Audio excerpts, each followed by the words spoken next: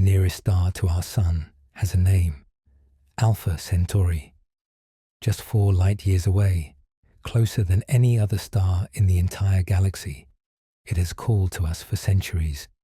And now, for the first time, the James Webb Space Telescope has turned its powerful eye toward this cosmic neighbor, searching for something that would change everything we know about our place in the universe: a world, a planet, perhaps a second home. If you find yourself settling in tonight for a peaceful voyage through the stars, consider tapping that like button and joining the Cosmic Drift family by subscribing. These journeys become even more meaningful when shared, and your support helps us continue exploring the wonders of the universe together. Alpha Centauri is not merely a star. It is a system, a cosmic family of 3 stars bound together by gravity in an ancient dance that has played out for billions of years. When you look up at the night sky from the southern hemisphere, you can see it with your naked eye, the 3rd brightest point of light in all the heavens, outshone only by Sirius and Canopus. But what appears as a single brilliant point contains mysteries that astronomers have only begun to unravel. The question that drives this search is both simple and profound. Could there be planets around these nearest stars? And if there are, could any of them harbor the conditions for life? This question has haunted humanity since we first looked up at the night sky and wondered if we were alone. For most of human history, this question remained purely philosophical. We had no way to detect planets around other stars. They were too small, too dim, too far away.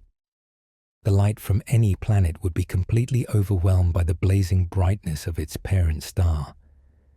Finding an exoplanet was like trying to see a firefly hovering next to a lighthouse from miles away while standing in broad daylight. But technology has changed everything, and in August of 2024, astronomers pointed the most powerful space telescope ever built at Alpha Centauri A, hoping to find what generations before them could only dream about. To understand what makes Alpha Centauri so special, we need to know what this stellar family looks like. The system consists of 3 stars. Alpha Centauri A is the largest, a yellow star almost identical to our own Sun. It is about 1.1 times the mass of our Sun and 1.5 times as bright. If you could stand on a planet orbiting Alpha Centauri A, the Sun in your sky would look almost exactly like the one we see from Earth. The color, the size, the warmth, it would all feel strangely familiar. Alpha Centauri B is the 2nd star, a close companion to A. It is an orange star, slightly smaller and cooler than our Sun, with about 90% of the Sun's mass and less than half its brightness. These 2 stars, A and B, orbit each other in a gravitational embrace that takes about 80 years to complete one full cycle. At their closest approach, they are separated by about 11 astronomical units, roughly the distance from our Sun to Saturn. At their farthest, they drift apart to about 36 astronomical units, similar to the distance from our Sun to Pluto. This binary dance creates a complex gravitational environment. Any planets orbiting either star must navigate the competing pulls of 2 stellar bodies. For decades, astronomers wondered if planets could even exist in such a system. The gravitational forces might tear apart any forming worlds, they thought, or fling them out into the cold darkness of interstellar space. The 3rd member of the family is Proxima Centauri, a small red dwarf star that is the closest individual star to our Sun. Proxima is tiny compared to its companions, with only about 12% of the Sun's mass and a fraction of a percent of its brightness. It orbits the binary pair at a vast distance, taking about 550,000 years to complete one orbit. Currently, Proxima lies about 13,000 astronomical units from the main pair, which is about 0.21 light-years. Despite its small size, Proxima Centauri has become one of the most studied stars in the sky. The reason is simple. In 2016, astronomers confirmed the existence of Proxima Centauri B, a planet orbiting in the star's habitable zone. This planet, roughly Earth-sized, became the closest known exoplanet to our solar system. The discovery electrified the scientific community and sparked renewed interest in the entire Alpha Centauri system. Proxima B orbits incredibly close to its parent star, completing one orbit in just 11.2 Earth days. It sits only about 4.8 million miles from Proxima Centauri, which is much closer than Mercury is to our Sun. But because Proxima is so dim, this close orbit places the planet in the habitable zone, where temperatures might allow liquid water to exist on the surface. The existence of Proxima B raises tantalizing possibilities, but also troubling questions. Proxima Centauri is a flare star, meaning it periodically erupts with intense bursts of radiation. These flares can be thousands of times more powerful than anything our Sun produces. A planet so close to such a volatile star would be bathed in radiation that could strip away its atmosphere and sterilize any surface life. There is also the matter of tidal locking. Because Proxima B orbits so close to its star, gravitational forces have likely locked one side of the planet to always face the Sun, just as our moon always shows the same face to Earth. This would create a world of eternal day on one side and eternal night on the other. The day side might bake while the night side freezes, unless an atmosphere thick enough to transport heat could moderate the extremes. We have confirmed that Proxima Centauri hosts at least 2 planets, with a third candidate still under investigation. Proxima D, confirmed in 2022 and independently verified in 2025, is a small world that orbits even closer to the star than Proxima B. It completes one orbit in just 5.1 days and is among the lightest exoplanets ever detected. A third possible planet, Proxima C, has been proposed but remains controversial, as the signals that hinted at its existence may have been artifacts in the data. But while Proxima Centauri has captured much attention, the larger stars of the system, Alpha Centauri A and B, have proven far more challenging to study. These sun-like stars are so bright that any planets orbiting them are completely overwhelmed by their light. The techniques that work for detecting planets around dim red dwarfs struggle when applied to brilliant yellow and orange stars. This is where the James Webb Space Telescope enters the story. Webb is not like any telescope that came before it. Launched in December 2021, it carries a primary mirror more than 21 feet across, composed of 18 hexagonal gold-plated segments. This mirror collects infrared light from the universe with unprecedented sensitivity, allowing Webb to see things that no previous telescope could detect. For hunting planets around bright stars, Webb carries a special tool called MIRI, the mid-infrared instrument. Within MIRI are coronagraphs, devices that act like artificial eclipses. They block out the light from a star, allowing astronomers to see the much fainter objects that might be orbiting nearby. Think of it like holding up your hand to block the sun so you can see something just next to it. A coronagraph does this with exquisite precision, blocking starlight while allowing planet light to pass through. The mid-infrared wavelengths that MIRI observes are particularly useful for planet hunting. At these wavelengths, the contrast between a star and its planets is much more favorable than in visible light. Planets are warm, and they glow in the infrared. While a planet might be billions of times fainter than its star in visible light, at mid-infrared wavelengths, that ratio drops dramatically. Sure.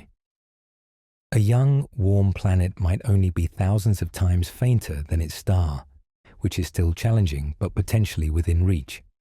In August 2024, a team of astronomers led by researchers from Caltech pointed Webb's MARY instrument at Alpha Centauri A. This was one of the most challenging observations ever attempted with the telescope.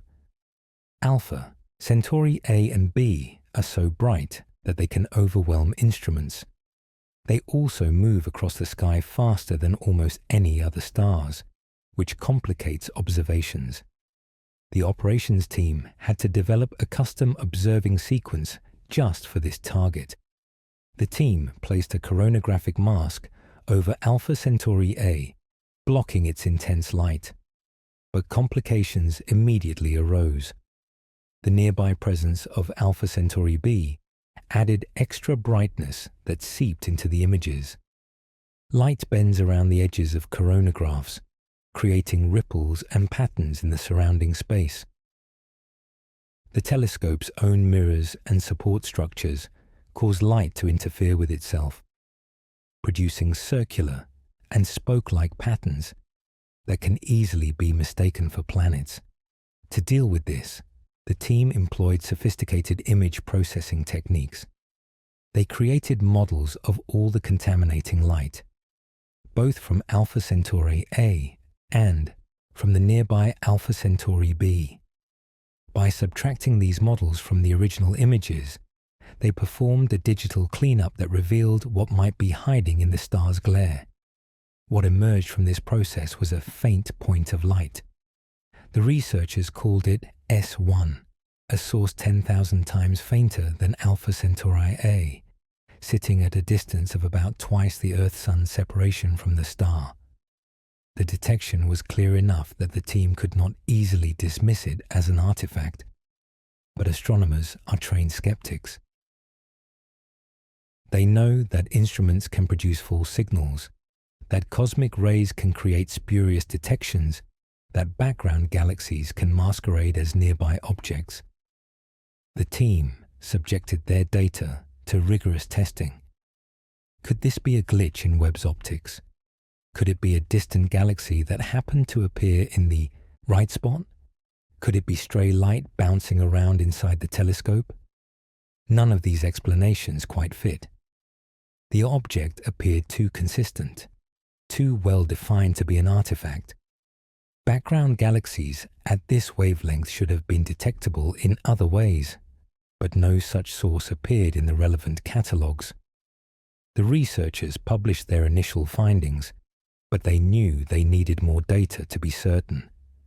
Follow-up observations came in February and April of 2025. But when the team looked at these new images, something unexpected happened. The object had vanished. Where S1 had appeared so clearly in August 2024, there was nothing but the familiar patterns of coronagraphic noise.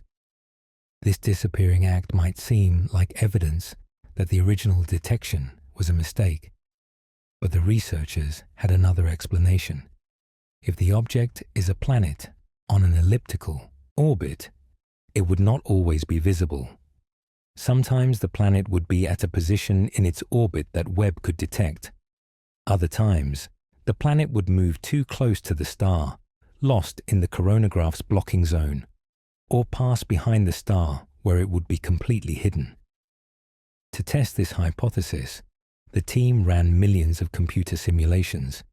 They modeled possible orbits that would be consistent with seeing the planet in August 2024, but missing it in the 2025 observations. They also had to account for the gravitational influence of Alpha Centauri B, which would destabilize certain orbits and fling planets out of the system entirely. The results were intriguing. About half of the simulated orbits that fit all the data placed the planet in a position where it would have been invisible to Webb during the February and April 2025 observations. The planet would have been too close to the star, hidden in the glare that even the coronagraph could not completely eliminate. there was also an intriguing connection to older data. Back in 2019, the European Southern Observatory's Very Large Telescope had observed Alpha Centauri A and detected a puzzling signal. At the time, astronomers could not confirm whether it was a real planet or an artifact.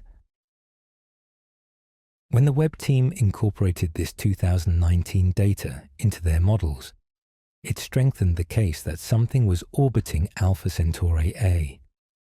Based on all the available evidence, the researchers estimated what this potential planet might be like. They believe it could be a gas giant with a mass similar to Saturn, orbiting Alpha Centauri A in an elliptical path that varies between 1 and 2 astronomical units from the star. This elliptical orbit would carry it through most of the star's habitable zone. If confirmed, this would be a remarkable discovery. It would be the closest directly imaged planet to a Sun-like star ever detected. It would be the most similar in temperature and age to the giant planets in our own solar system. And it would be our nearest neighbor, sitting just 4 light years away. But confirmation remains elusive. As one researcher noted, all data, whether it is a detection or not, tells you something.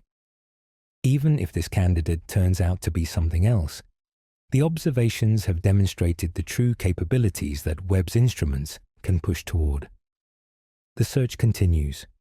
Future observations with Webb will attempt to catch the planet at different points in its orbit.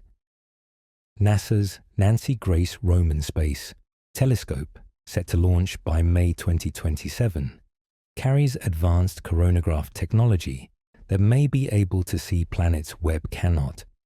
Ground-based extremely large telescopes now under construction will also join the hunt. But while we wait for confirmation around Alpha Centauri A, we must also consider what we already know about Proxima Centauri B, the planet we are certain exists. This world has been the subject of intense study since its discovery in 2016, and what we have learned paints a complex picture of what habitability might mean around a red dwarf star. Proxima B sits in what astronomers call the habitable zone, that region around a star where temperatures are just right for liquid water to exist on a planet's surface. This is sometimes called the Goldilocks zone, not too hot, not too cold. But the term can be misleading. Being in the habitable zone does not guarantee a planet is habitable. It simply means one basic requirement for life as we know it might be met. For Proxima B, the challenges begin with its parent star. Proxima Centauri is a red dwarf, a type of star that burns its fuel slowly and can shine for trillions of years. This longevity might seem promising for life. Earth-like life took billions of years to develop here, so a star that lasts 1 trillion years provides plenty of time for evolution to work. But red dwarfs come with serious drawbacks.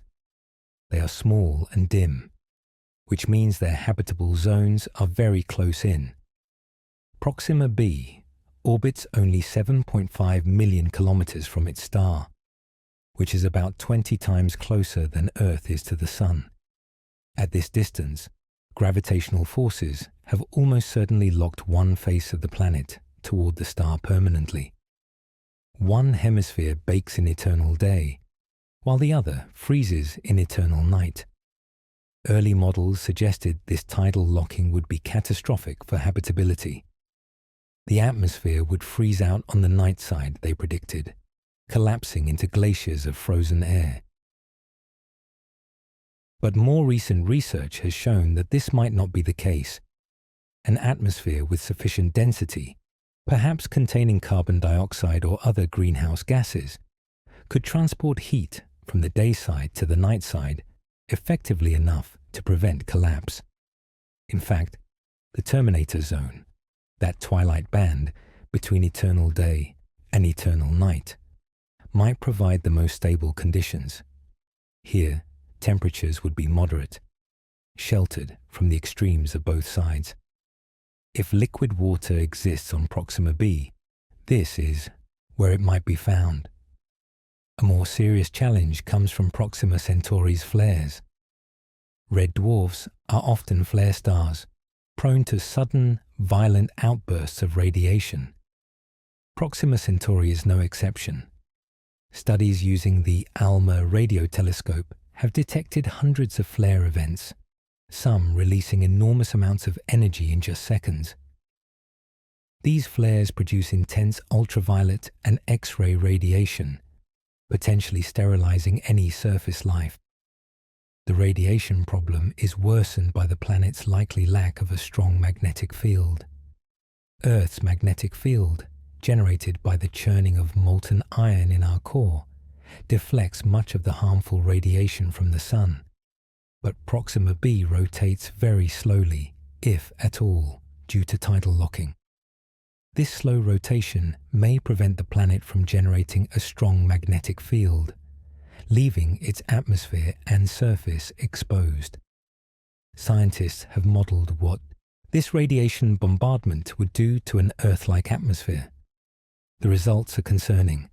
Extreme ultraviolet radiation can ionize atmospheric gases, stripping electrons away and allowing the atmosphere to erode into space. One study found that Proxima B receives about 30 times more extreme ultraviolet radiation than Earth, and 250 times more X-rays.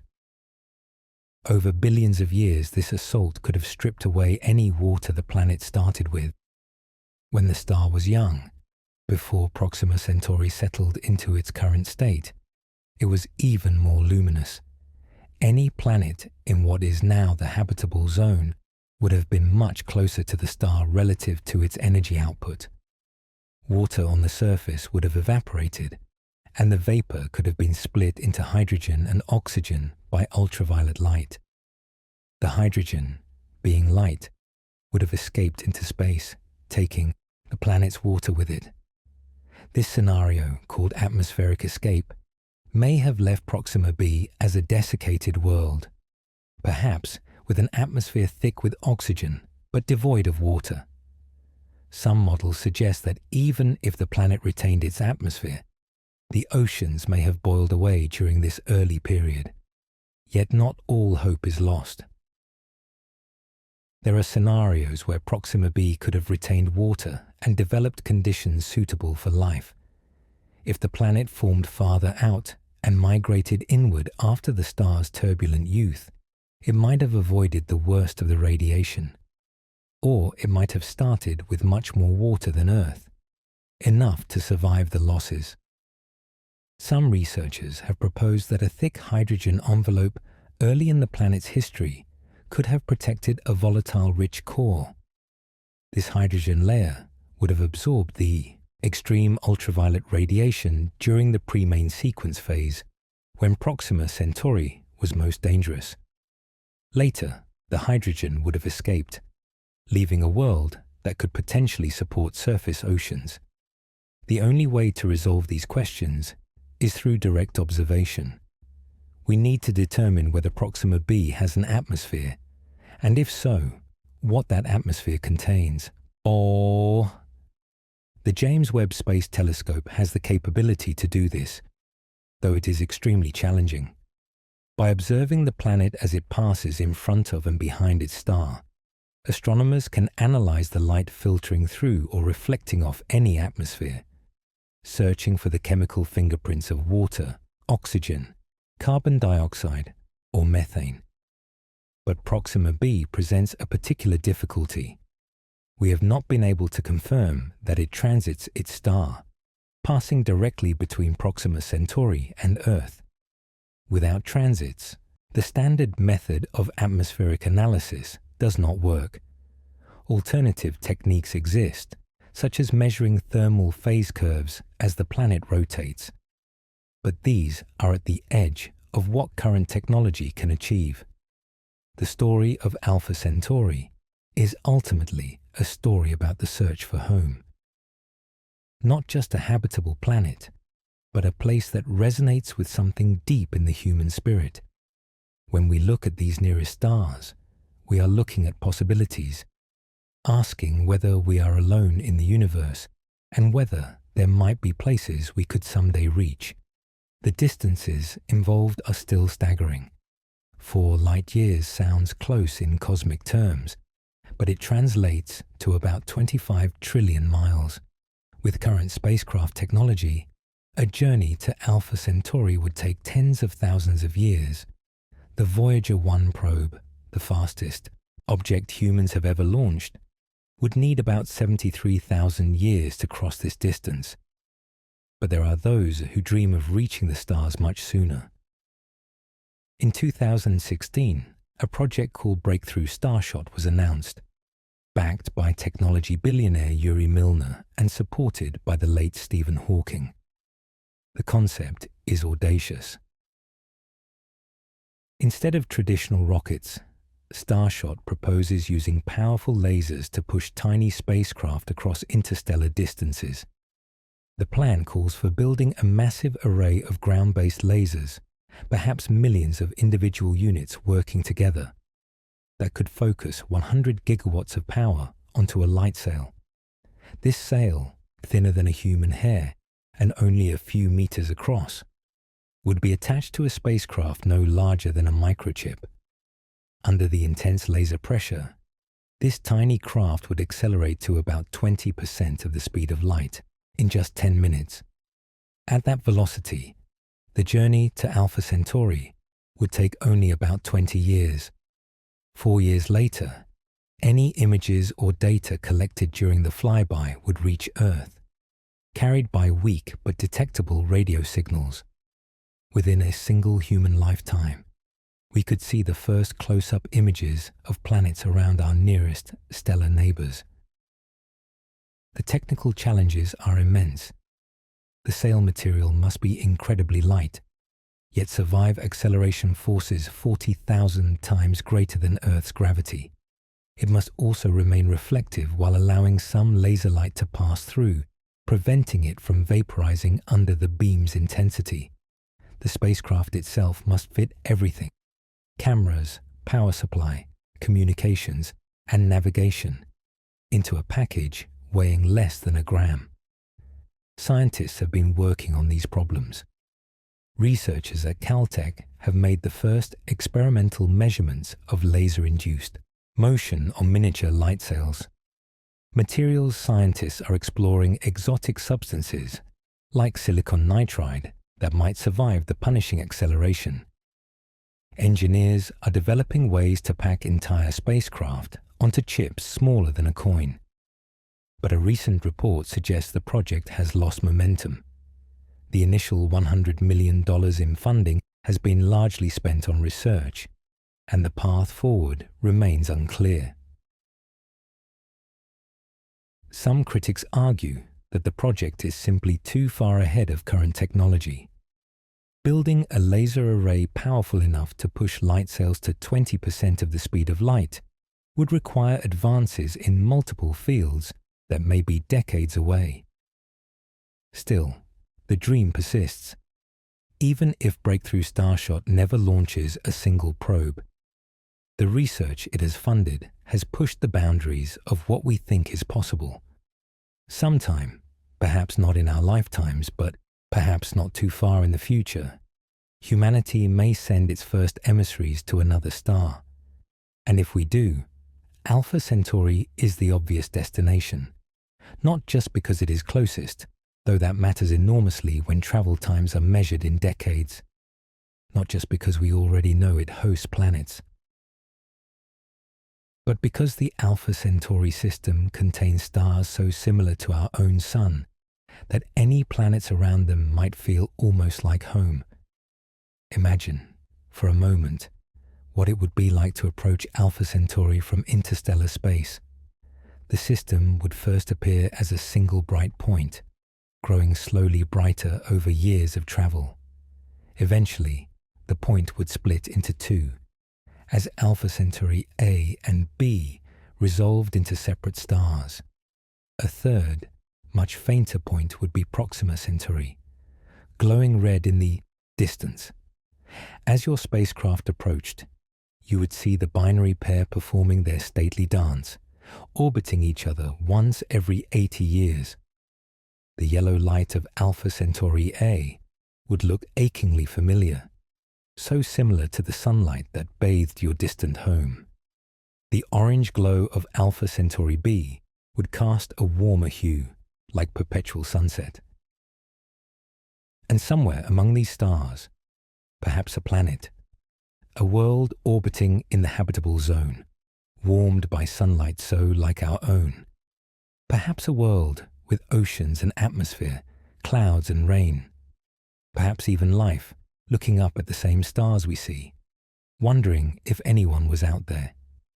We do not yet know if such a world exists. The candidate planet around Alpha Centauri A remains unconfirmed. Proxima B may be a radiation-blasted wasteland or a world sheltered by thick clouds. But the search continues, driven by that most human of questions. Are we alone? The James Webb Space Telescope will keep watching. Future telescopes, both in space and on the ground, will join the search. And with each observation, each data point, each analysis, we get closer to an answer. Tonight, as you settle into sleep, Alpha Centauri is there, hanging in the southern sky. The same light that left those stars 4 years ago is reaching your eyes now, having crossed the void between us at the fastest speed the universe allows. That light carries the heat of nuclear fusion, the signature of stellar atmospheres, and perhaps, reflected from some unseen planet, the subtle clues to another world. The cosmos is vast beyond imagining, but Alpha Centauri is right next door, our nearest neighbor in an infinite neighborhood, and we are finally learning to see what has always been there, waiting for us to look. The science of detecting exoplanets has evolved dramatically over the past 3 decades. When astronomers first confirmed the existence of planets around other sun-like stars in 1995, it was a revolutionary moment. That first detection, a hot Jupiter orbiting the star 51 Pegasi, was found using the radial velocity method. Scientists watched for the tiny wobble a planet induces in its host star as the two bodies orbit their common center of gravity. This method has proven remarkably successful, revealing thousands of exoplanets. It was the technique that confirmed Proxima Centauri B in 2016. Astronomers at the European Southern Observatory spent years collecting data, watching for that telltale wobble in Proxima Centauri's motion. When they announced the discovery, they had measured a periodic signal corresponding to an 11.2-day orbit, consistent with an Earth-mass planet in the habitable zone. But radial velocity has limitations. It tells us about a planet's minimum mass and orbital period, but nothing about the planet's size, atmosphere, or surface conditions. More importantly for bright stars like Alpha Centauri A, the technique struggles when stellar activity creates noise in the data. Stars are not smooth, glowing spheres. They have spots and flares and convective motions that can mimic or mask the signal of an orbiting planet. The transit method has become equally important. When a planet passes directly between its star and our line of sight, it blocks a tiny fraction of the star's light. By measuring this dimming precisely, astronomers can determine the planet's size relative to its star. The Kepler Space Telescope used this method to discover thousands of exoplanets, revolutionizing our understanding of how common planetary systems are in the galaxy. Yet transit detection requires precise alignment.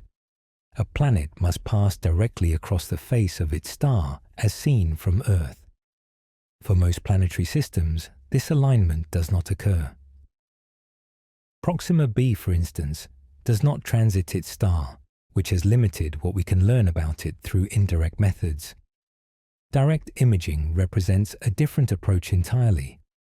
Instead of inferring a planet's presence from its effects on the star, Direct imaging seeks to capture light from the planet itself. This is extraordinarily difficult because stars are so much brighter than the planets around them. In visible light, a Jupiter-like planet might be 1 billion times fainter than its parent star. Seeing such a planet would be like spotting a single birthday candle next to a 1,000,000-watt searchlight. The mid-infrared wavelengths that Webb's MIRI instrument observes make this easier. At longer wavelengths, planets are relatively brighter compared to their stars. A warm planet glows in the infrared, emitting light based on its own temperature rather than just reflecting starlight. The contrast ratio drops from billions to mere thousands, which is still challenging but potentially achievable with sophisticated instruments. Coronagraphs are essential tools for this work. The concept dates back to 1930, when French astronomer Bernard Liot invented the first coronagraph to study the sun's corona without waiting for an eclipse. By blocking the bright disk of the sun, Liot could observe the faint outer atmosphere that is normally invisible against the day sky. Modern coronagraphs are far more sophisticated. They must block starlight with extraordinary precision while allowing light from nearby planets to pass through. Different designs achieve this in different ways. Some use opaque masks to physically block the star. Others use phase masks that alter the wave properties of incoming light, causing destructive interference that cancels out the starlight. The MIRI instrument on Webb carries 4 coronagraphs. 3 are 4-quadrant phase mask coronagraphs, designed for observing at 10.65, 1140, and 1550 micron wavelengths. The 4th is a classical Liot coronagraph operating at 23 microns. Each is optimized for different observing scenarios, allowing astronomers to choose the best tool for their target. The 4-quadrant phase masks work by dividing the incoming light into 4 quadrants and shifting the phase of the light in alternating quadrants by half a wavelength. When the light recombines, the starlight interferes destructively with itself, effectively cancelling out. Planet light, coming from a slightly different angle, does not experience this cancellation and can pass through. This technique provides an incredibly small inner working angle, which is the closest to the star that a planet can be detected. The inner working angle for the MIRI phase mask coronagraphs is about 1 lambda over d, where lambda is the wavelength of light and d is the telescope diameter. This means they can see closer to a star than most other coronagraph designs. When the Webb team observed Alpha Centauri A, they used the coronagraph at 1550 microns. At this wavelength, the inner working angle corresponds to detecting objects about 0.5 arcseconds from the star. At Alpha Centauri's distance of 4.3 light-years, this translates to being able to see planets orbiting at distances of about 1 astronomical unit or more from the star. But even with a coronagraph, significant challenges remain. Starlight leaks around the edges of any mask, creating residual patterns that must be subtracted. The telescope's own structure causes diffraction spikes, lines of scattered light that radiate outward from any bright point source. And any imperfections in the telescope's mirrors create speckles, bright spots that can be mistaken for planets. To deal with these issues, astronomers use reference star subtraction. They observe a nearby star similar in brightness to their target, using exactly the same instrument configuration. This reference star observation captures all the same artifacts and patterns, but without any planets. By subtracting the reference observation from the target observation, many of these artifacts cancel out, revealing what is truly present around the target star. The Alpha Centauri observations required additional complications. Because Alpha Centauri A has a close companion star, Alpha Centauri B extra light contaminated the images, the team had to model and subtract not only the coronagraphic residuals from the target star, but also the scattered light from its binary companion. The data processing chain is complex.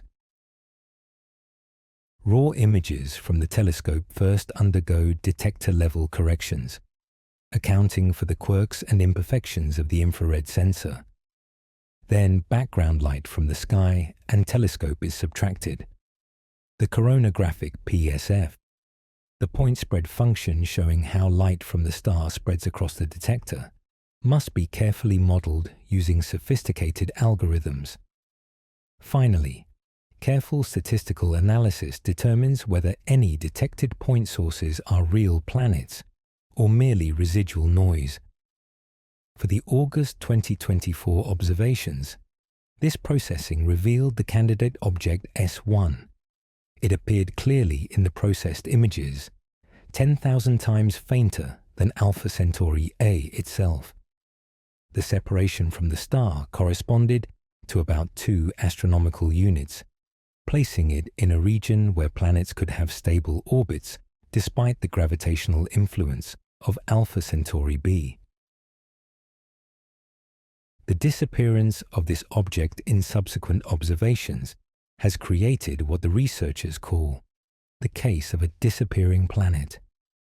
But this is not necessarily evidence against the planet's existence. Consider how different a planet would look at different points in its orbit. If the candidate planet orbits in an ellipse, as most planets do, its distance from the star varies over time. Sometimes it would be at apastron, its farthest point from the star, where it would appear most separated from the coronagraph's blocking zone and thus most detectable. At other times, it would approach periastron, its closest point, where it would be lost in the residual glare near the coronagraph mask. Furthermore, an orbiting planet does not always appear to one side of its star. Sometimes it appears to the left, sometimes to the right, and sometimes it passes directly in front of or behind the star from our viewing angle. When behind the star, it would be completely invisible. When in front, it would be lost against the star's brightness. The team's modeling explored millions of possible orbits consistent with the detection in August 2024, the non-detection in February and April 2025, and the earlier 2019 observations. They found that about half of these orbits placed the planet in a position where it simply could not be seen during the 2025 observations, regardless of how sensitive the telescope was. If the planet exists, it is likely a gas giant with a mass comparable to Saturn. This conclusion comes from analyzing the brightness of the object in the mid-infrared images. The brighter an object appears at these wavelengths, the larger and warmer it must be. The detected signal corresponds to something that radiates like a planet with several hundred Kelvin surface temperature, which is consistent with a Saturn mass world at that orbital distance around a sun-like star. The existence of such a planet would be surprising in some ways and expected in others. Giant planets are common in the universe. Studies of exoplanets have shown that many, perhaps most stars, host planetary systems. But the particular configuration of a Saturn mass planet orbiting at 1 to 2 astronomical units around a binary star system is unusual. The gravitational environment created by 2 orbiting stars places constraints on where planets can exist. Computer simulations of planetary formation and stability in binary systems show that planets can survive only in certain regions. Very close to either star, the gravitational influence of the companion is weak, and planets can form and remain stable. Very far from both stars, beyond where the binary's combined gravity fades to irrelevance, planets can also exist. But in between, the competing gravitational pulls create chaos, ejecting any forming planets into interstellar space. For Alpha Centauri, These constraints are severe. The binary orbits with a separation that varies from 11 to 36 astronomical units.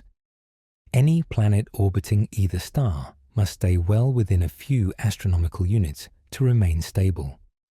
The candidate planet, at about 2 astronomical units, would be near the outer edge of stability around Alpha Centauri A. Perhaps more concerning for those hoping to find habitable worlds, the candidate planet's orbit passes through most of Alpha Centauri A's habitable zone. A Saturn-mass gas giant has no solid surface where life could develop, but its presence would have profound implications for any smaller planets in the system. Gravitational perturbations from a giant planet sweep through its orbit like a broom. Smaller planets that venture too close are likely to be flung out of the system or sent crashing into the star. If the candidate planet's orbit truly extends from 1 to 2 astronomical units, it may have cleared out the very region where an Earth-like world might otherwise have formed. This would be disappointing news for those who dream of finding a second Earth around the nearest Sun-like star. But it would not be the end of the story. Moons of giant planets can themselves be habitable. In our own solar system, the moons Europa, Enceladus, and Titan show evidence of conditions where life might exist. A Saturn-like planet in the habitable zone of Alpha Centauri, AEA, might host moons with liquid water oceans beneath icy shells. Furthermore, the candidate planet may not be the only planet in the system. Our own solar system contains dozens of significant bodies, including 4 terrestrial planets, 4 giant planets, and numerous dwarf planets and moons.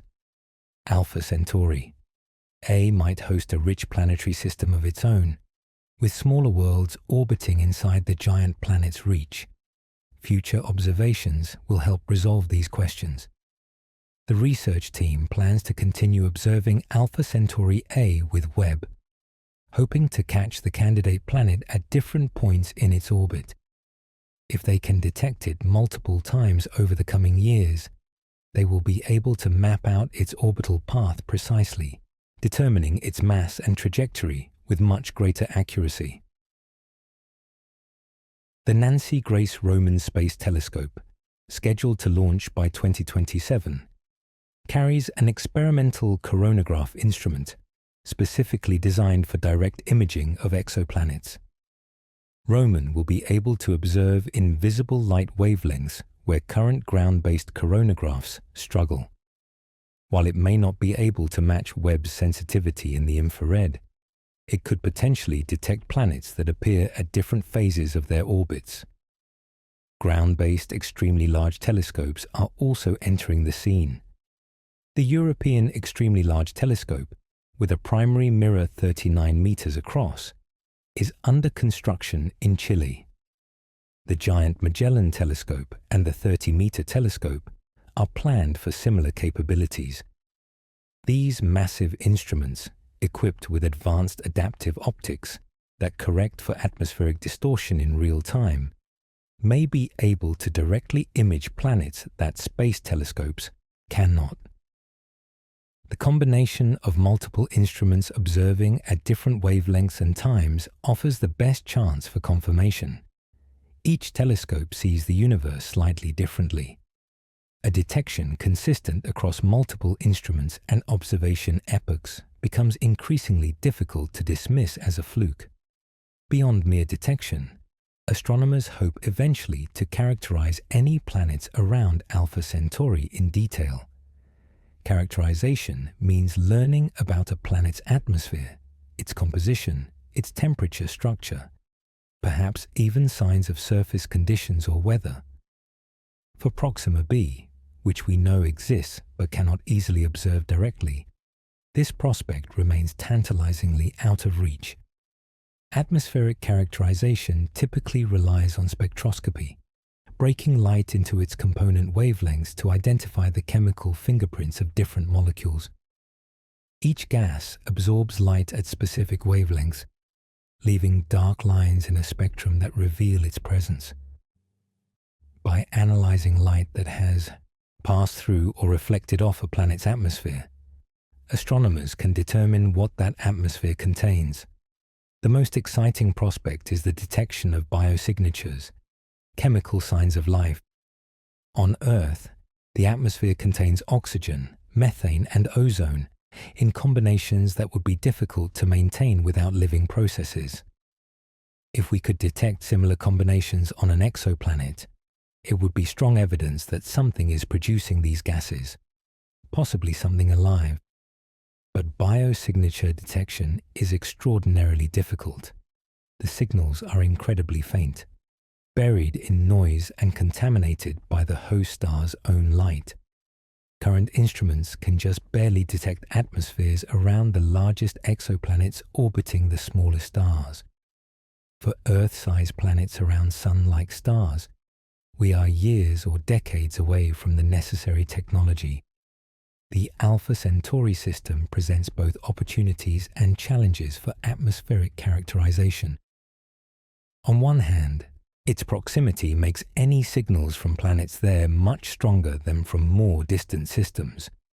On the other hand, the bright stars overwhelm faint planetary signals, and the lack of transits around the larger stars limits which techniques can be applied. For Proxima B specifically, Webb has already attempted atmospheric observations. Initial results have been inconclusive, unable to confirm or rule out the presence of a substantial atmosphere.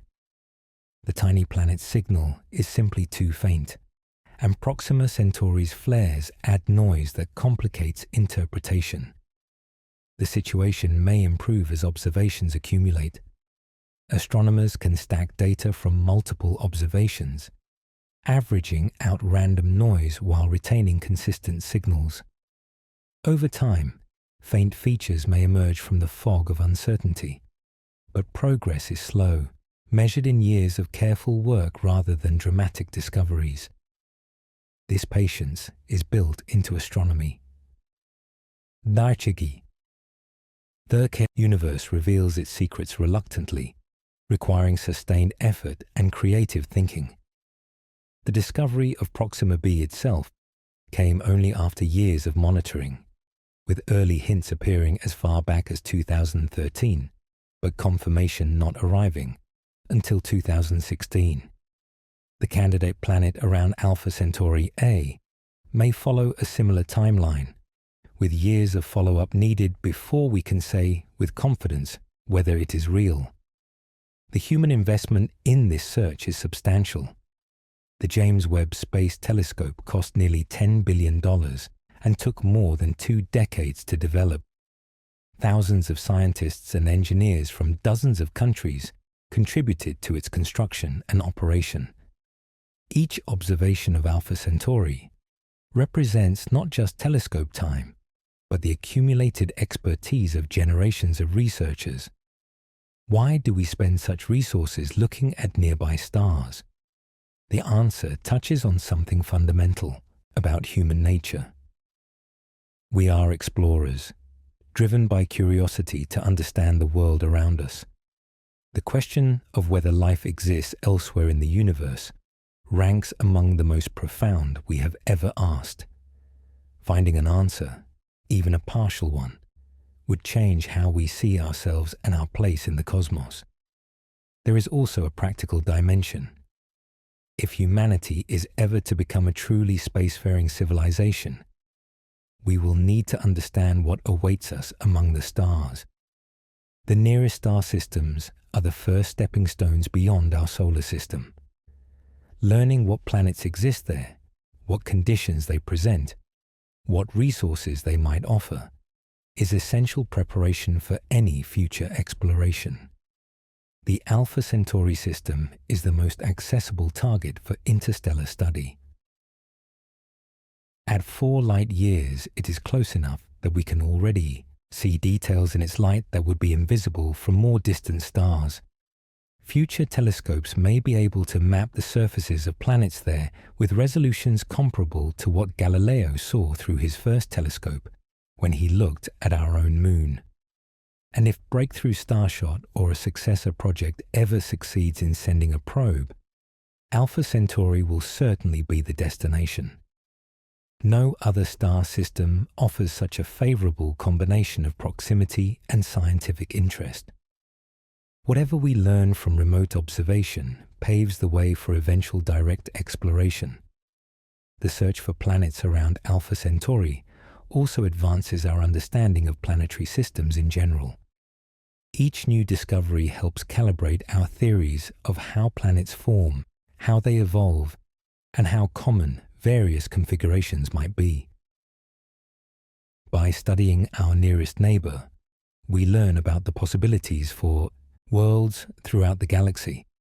We now estimate that most stars in the Milky Way host planets, red dwarfs like Proxima Centauri, which make up about 75% of all stars, frequently have small rocky planets in their habitable zones.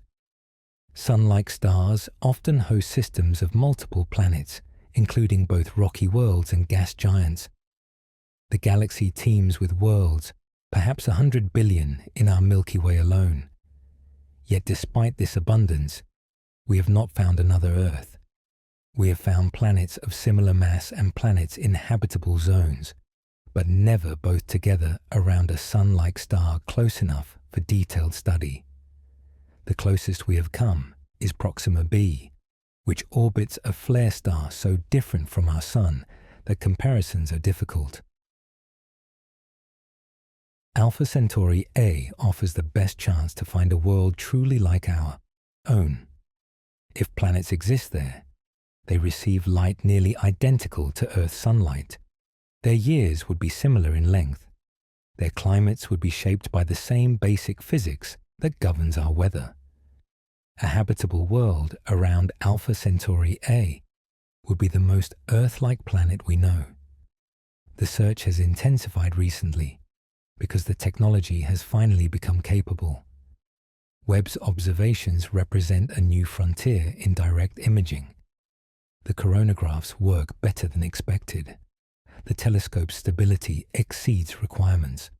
For the first time, we can peer into the glare of nearby sun-like stars and glimpse what might be orbiting there. Whether the candidate planet around Alpha Centauri A proves real or not, the observations themselves represent a triumph. They demonstrate that direct imaging of planets in the habitable zones of nearby sun-like stars is becoming possible. They show the path forward for future instruments and missions. They bring the dream of finding another Earth tantalizingly close. The universe does not owe us an Earth-like planet around Alpha Centauri. The formation of planetary systems involves chaos and chance, with outcomes determined by the particular collisions and gravitational interactions that occurred billions of years ago. Perhaps the binary nature of Alpha Centauri A and B prevented Earth-sized planets from forming in stable orbits. Perhaps such planets formed but were destroyed or ejected. Perhaps they exist, but have not yet been detected. What we can say with certainty is that the search continues. Each observation adds to our knowledge. Each null result narrows the possibilities. Each detection, confirmed or tentative, points toward new avenues of investigation. The story of Alpha Centauri is still being written. Tonight, as you drift toward sleep, consider what a remarkable time this is to be alive. For thousands of generations, humans looked at the stars and could only wonder what was there. Now, within our lifetimes, we are beginning to see not just points of light, but worlds. Not just stars, but solar systems. Not just distances, but destinations. The nearest star calls to us across 4 light years of void. It has called to every generation that has ever looked up at the night sky, though they did not know its name or understand its nature. We are the first generation that can truly answer that call, reaching out with our instruments to see what has always been there hidden in the light. The journey to Alpha Centauri begins not with spacecraft, but with knowledge. We must first understand what awaits us before we can dream of going there. And that understanding grows with each passing year, each new observation, each hard-won insight into the nature of the universe. Perhaps someday our descendants will visit these worlds. Perhaps they will stand beneath the light of Alpha Centauri A and look up at our own sun, now just another star in their sky. Perhaps they will walk on shores we can only imagine, breathing air we have only theorized, seeing landscapes we have only dreamed. Or perhaps Alpha Centauri will remain forever unreachable, a neighbor we can observe but never visit. Even then, the search has value. Knowledge is its own reward. Understanding where we fit in the cosmos, whether we are alone or part of a vast family of inhabited worlds, shapes how we see ourselves and each other. The stars do not care whether we look at them. They shine regardless, their fusion fires burning steadily across time spans that dwarf human history. But we care. We are the universe's way of knowing itself, as Carl Sagan once said.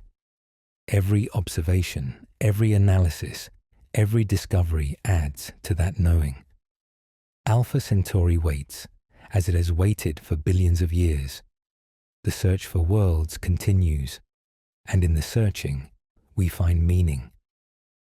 The question of habitability haunts every discussion of exoplanets. We throw the word around freely: habitable zone, potentially habitable, habitability criteria. But what do we really mean? The answer is more complex than it might seem, and nowhere is this complexity more apparent than in the Alpha Centauri system. Habitability, in its most basic definition, refers to the potential for a world to support liquid water on its surface. Water is the foundation of all life we know. Every living organism on Earth requires water. Even the hardiest extremophiles, bacteria that thrive in boiling hot springs or frozen Antarctic ice, depend on liquid water at some point in their life cycles. Without water, the chemistry of life as we understand it simply does not work. This focus on water leads directly to the concept of the habitable zone, that orbital region around a star where a planet's surface temperature allows liquid water to exist. Too close to the star and water boils away into steam. Too far and it freezes into permanent ice. Only in the narrow zone between these extremes can oceans persist. For our Sun, the habitable zone extends roughly from the orbit of Venus to the orbit of Mars.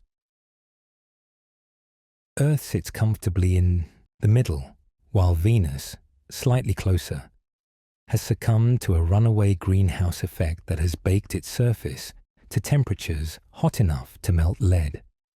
Mars, slightly farther, lost most of its atmosphere early in its history and is now a frozen desert.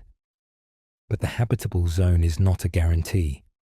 Venus is within the inner edge of our Sun's habitable zone, yet it is clearly not habitable. Mars is near the outer edge, yet we do not find flowing rivers there today. The habitable zone is necessary but not sufficient for habitability. Other factors matter enormously. Atmosphere is perhaps the most important. A planet needs enough atmospheric pressure to prevent liquid water from immediately evaporating or sublimating into space. It needs greenhouse gases to trap heat and regulate temperature. It needs a composition that does not poison the chemistry of life.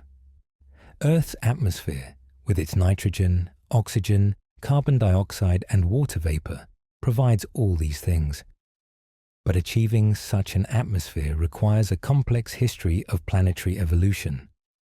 Planets do not simply appear with comfortable atmospheres already in place. Atmospheres form from volcanic outgassing, delivery by comets and asteroids, and chemical reactions with surface materials. They can be stripped away by stellar radiation, by giant impacts, by the solar wind. They can transform chemically over time, as Earth's atmosphere did when photosynthetic life began producing oxygen billions of years ago. For planets around red dwarf stars like Proxima Centauri, atmospheric survival is a major concern. Red dwarfs are dim, which means their habitable zones lie very close in. At these short distances, planets are subject to intense stellar winds and ultraviolet radiation that can erode atmospheres over time. The numbers are sobering. Proxima B receives about 30 times more extreme ultraviolet radiation than Earth. During stellar flares, which occur frequently on active red dwarfs, this exposure can spike to thousands of times Earth's levels. Such intense radiation ionizes atmospheric gases, stripping away electrons and creating plasma that can be swept away by the stellar wind. A planet needs protection against this onslaught. Earth's magnetic field provides a shield, deflecting charged particles around the planet, rather than letting them impact the atmosphere directly. Without our magnetosphere, Earth would likely have lost much of its atmosphere long ago, as Mars apparently did when its magnetic field died. Generating a magnetic field requires a churning liquid metal core. On Earth, the combination of our planet's rapid rotation and the convective motion of iron in our outer core creates a dynamo effect, generating the magnetic field that protects us. But tidally locked planets rotate very slowly, if at all. Proxima B likely always shows the same face to its star, just as our moon always shows the same face to Earth. This slow rotation may prevent the formation of a strong magnetic dynamo. Some models suggest that alternative mechanisms could provide protection. A thick atmosphere might shield the surface even without a magnetic field, absorbing radiation before it reaches the ground. If the planet has an intrinsic magnetic field even weaker than Earth's, it might still provide some protection. Certain atmospheric compositions might be more resistant to erosion than others. The truth is, we do not know whether Proxima B has retained an atmosphere. The calculations that predict atmospheric loss make many assumptions about the planet's initial volatile inventory, its magnetic field strength, and its atmospheric composition. Different assumptions lead to wildly different conclusions, ranging from complete atmospheric erosion to the retention of a substantial atmosphere. Only direct observation can resolve these questions. If we can analyze light from Proxima B, either through transit spectroscopy or direct imaging, we can determine what gases are present. The detection of water vapor would be particularly significant. If the planet has retained water in its atmosphere despite billions of years of stellar radiation, it would suggest that habitable conditions might be possible. The challenge of observing Proxima B illustrates a broader problem in exoplanet science. We can detect planets far more easily than we can characterize them. The radial velocity method that found Proxima B tells us the planet exists and provides its minimum mass and orbital period. But it tells us nothing about the planet's size, density, atmosphere, or surface conditions.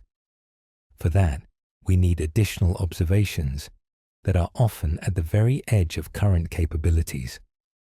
Transit observations offer the most detailed characterization, but only for planets that pass directly in front of their stars as seen from Earth. This geometric requirement excludes most planetary systems. For Proxima B specifically, extensive searches have failed to detect transits, suggesting the planet's orbit is inclined such that it never crosses the star from our perspective. Direct imaging is the alternative, but current instruments cannot directly see Proxima B.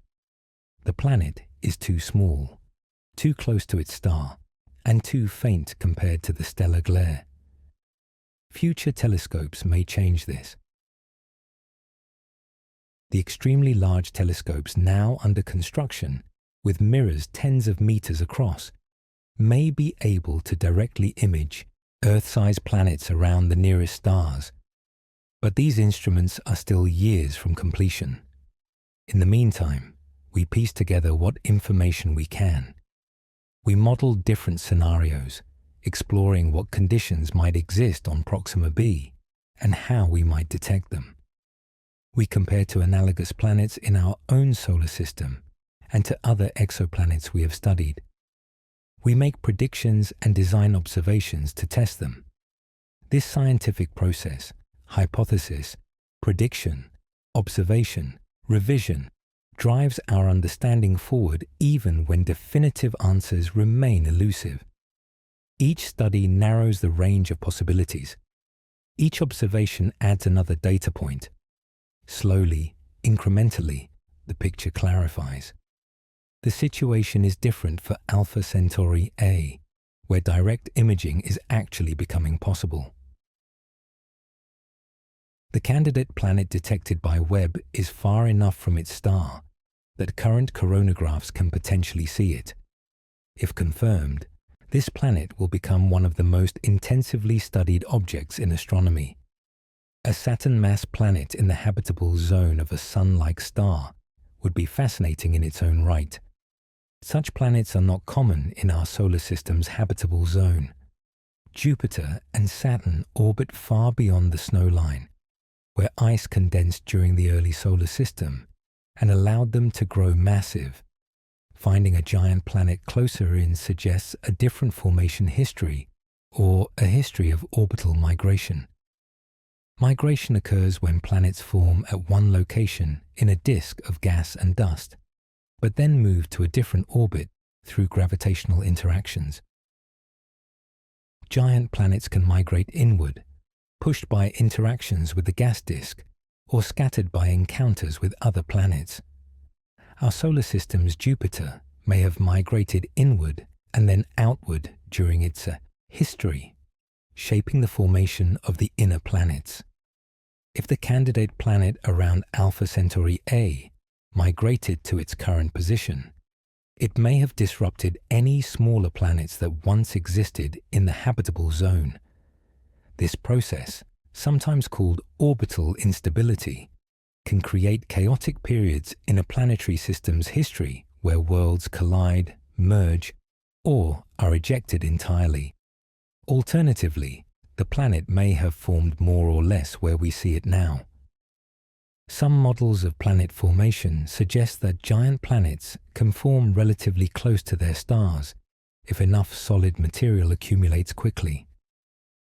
The presence of Alpha Centauri B in the system complicates these models, as its gravitational influence would affect the disk from which planets formed. Understanding this one planet's history connects to broader questions about how planetary systems form and evolve. Every new system we study adds to our sample, improving the statistics that underpin our theories.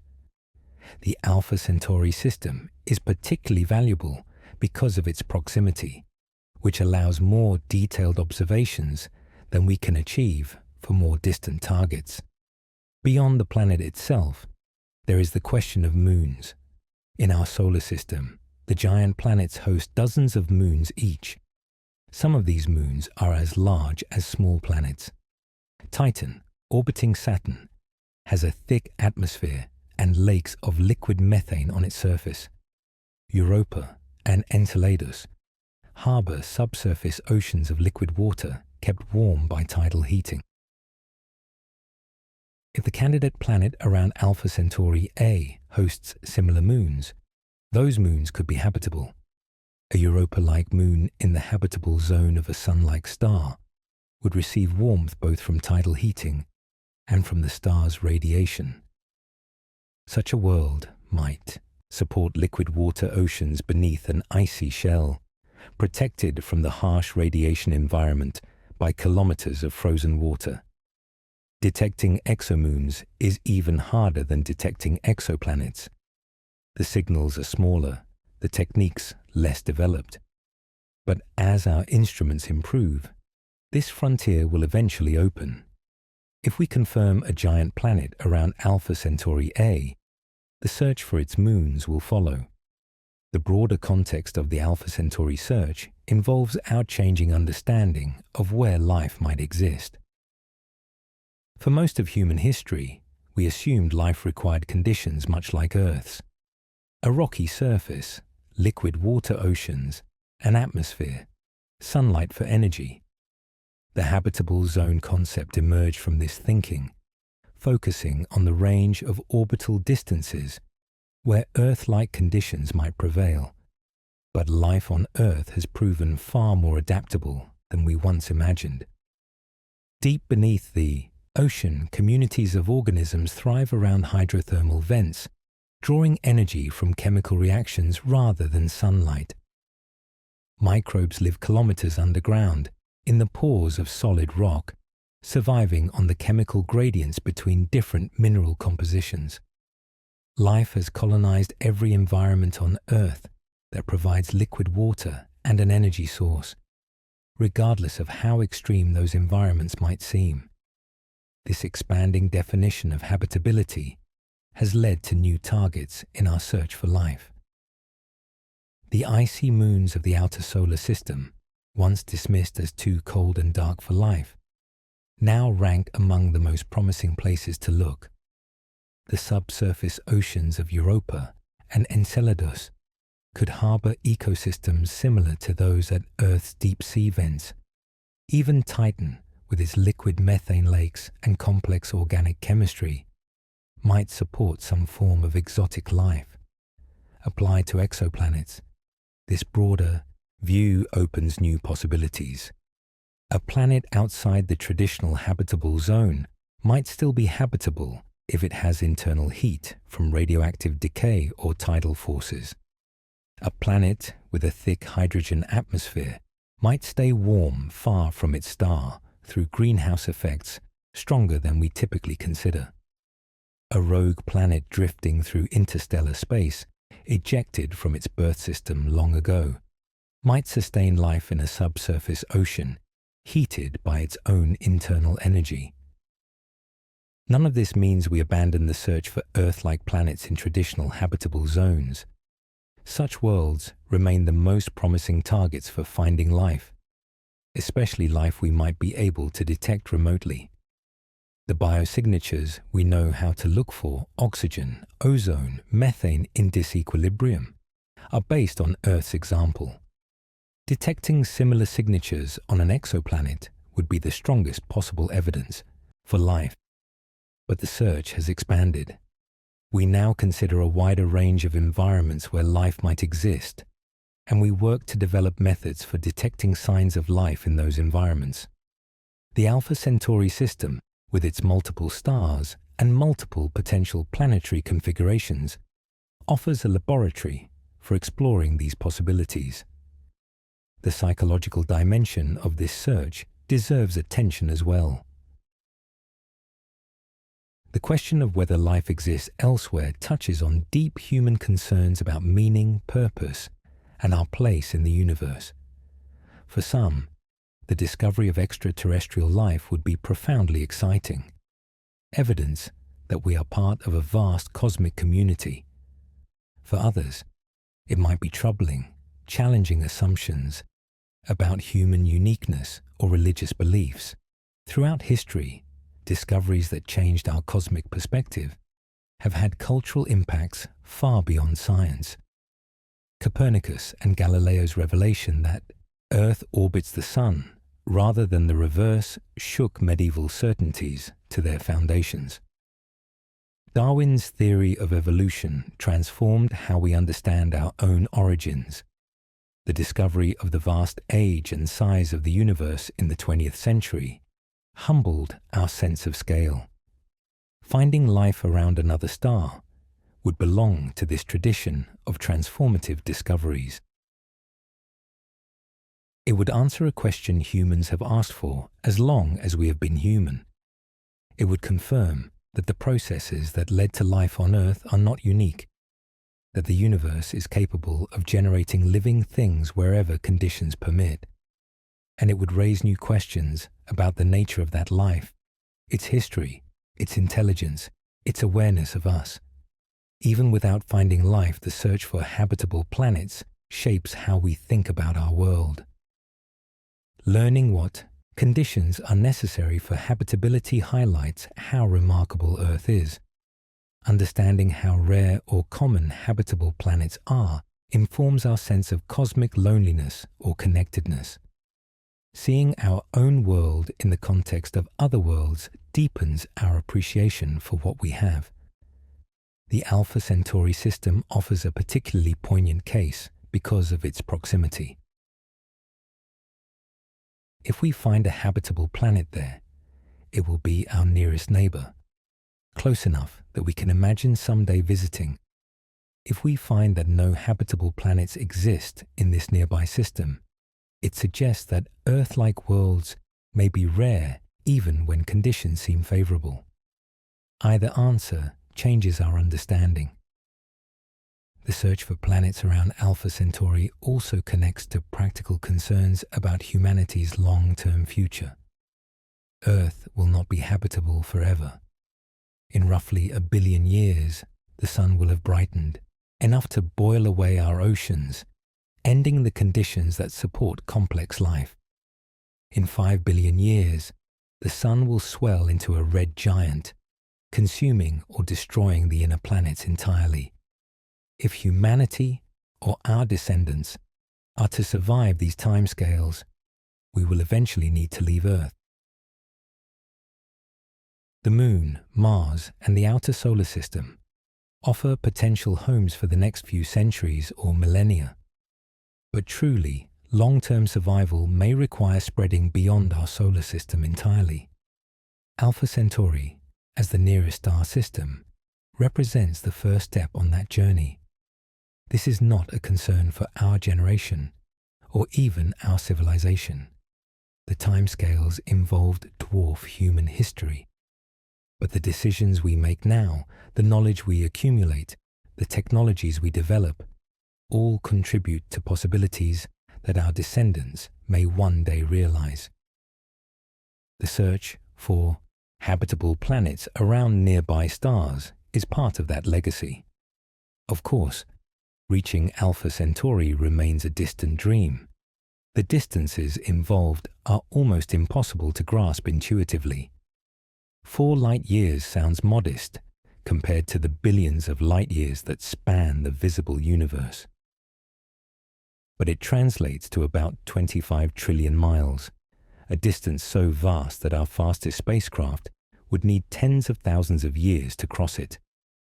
Light itself, traveling at 186,000 miles per second, takes more than 4 years to make the journey. Any signal we send to Alpha Centauri, traveling at the speed of light, would arrive 4 years later. A reply would take another 4 years to return. Communication with even our nearest stellar neighbor involves delays longer than many human endeavors. Physical travel is incomparably harder. Chemical rockets, the workhorses of current spaceflight, top out at speeds of a few tens of kilometers per second. At these speeds, reaching Alpha Centauri would take more than 100,000 years. Nuclear rockets could do somewhat better, but still require many millennia. Only speculative technologies like antimatter propulsion or light sails pushed by powerful lasers offer any hope of interstellar travel within a human lifetime. The breakthrough starshot concept pushes the boundaries of what might be achievable. By accelerating tiny spacecraft to 20% of the speed of light using ground-based lasers, Starshot aims to reach Alpha Centauri in just 20 years. The technical challenges are enormous, requiring advances in laser technology, materials science, communications, and miniaturization. But the physics is sound, and research continues despite funding uncertainties. Even if Starshot succeeds, the capabilities of such tiny spacecraft would be limited. A chip-sized probe cannot carry the sophisticated instruments of a mission like Webb. It would at best capture a few images and measurements during a high-speed flyby, transmitting them back to Earth over subsequent years. But those images would be the first ever taken from another star system, an achievement that would mark a new era in human exploration. For now, we must content ourselves with remote observation. Telescopes like Webb push the boundaries of what we can see from Earth orbit, detecting planets and characterizing atmospheres across interstellar distances. Future missions will push these boundaries further. The Roman Space Telescope, the extremely large ground-based observatories, propose space missions with even larger mirrors and more sophisticated instruments, all promise to reveal new details about nearby planetary systems. The pace of discovery has accelerated remarkably. The first exoplanet around a sun-like star was confirmed only in 1995. Today we know of more than 5,000 confirmed exoplanets, with thousands more candidates awaiting verification. We have found planets smaller than Earth and larger than Jupiter. We have found planets orbiting two stars at once and planets that orbit no star at all. We have found planets closer to their stars than Mercury is to our Sun, and planets farther out than Pluto. This explosion of discoveries has transformed our understanding of planetary systems. We now know that planets are common, that most stars host at least one planet, that the diversity of planetary configurations exceeds what our own solar system suggested. The cosmos teems with the worlds of every conceivable type. Yet for all this abundance, we still lack the one planet we most want to find, a true Earth twin, a rocky planet of similar mass and size to Earth, orbiting in the habitable zone of a sun-like star, with an atmosphere that allows liquid water on its surface.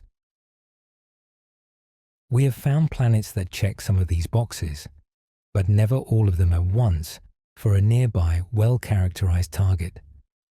Proxima B comes close. It is rocky, roughly Earth-sized, and orbits in its star's habitable zone.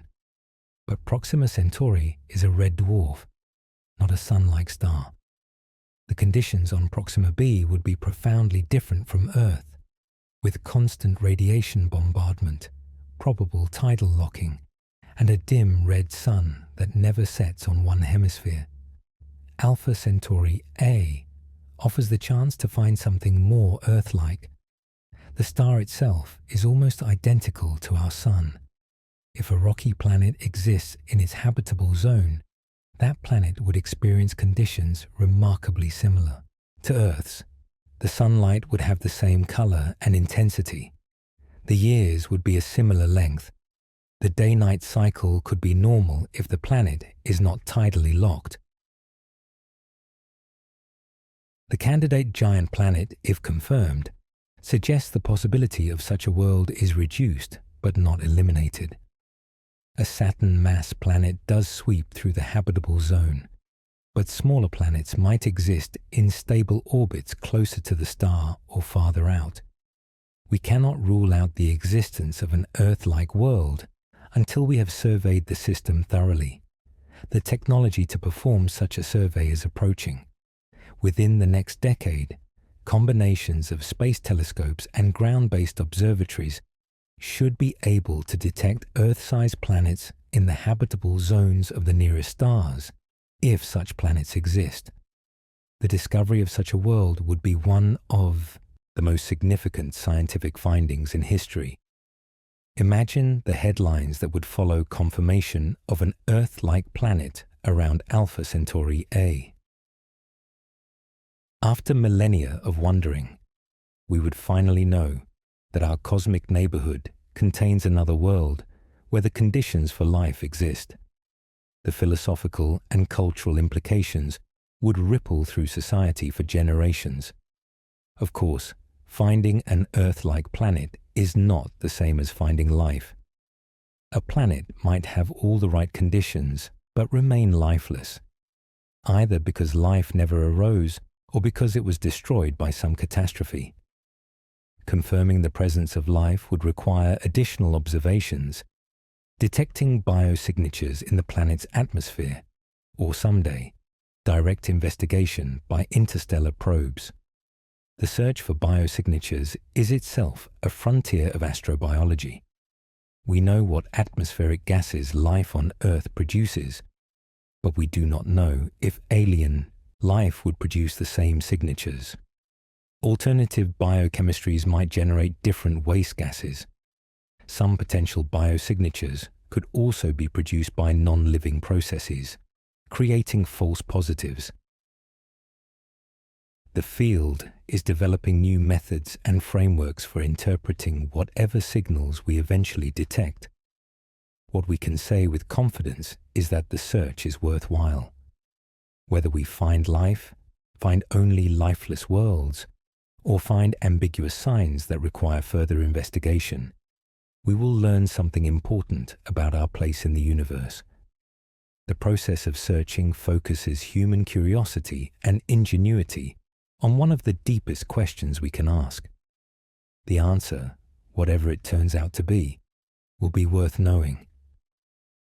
As night deepens and the stars wheel overhead, Alpha Centauri traces its path across the southern sky. To most people who see it, the star is just another point of light, indistinguishable from the thousands of others that dot the heavens. But to those who know, it represents something extraordinary. Our nearest stellar neighbor, a cosmic front porch just 4 light years away. The light reaching your eyes tonight left those stars just over 4 years ago. In that time, spacecraft have orbited distant planets. Telescopes have captured new images.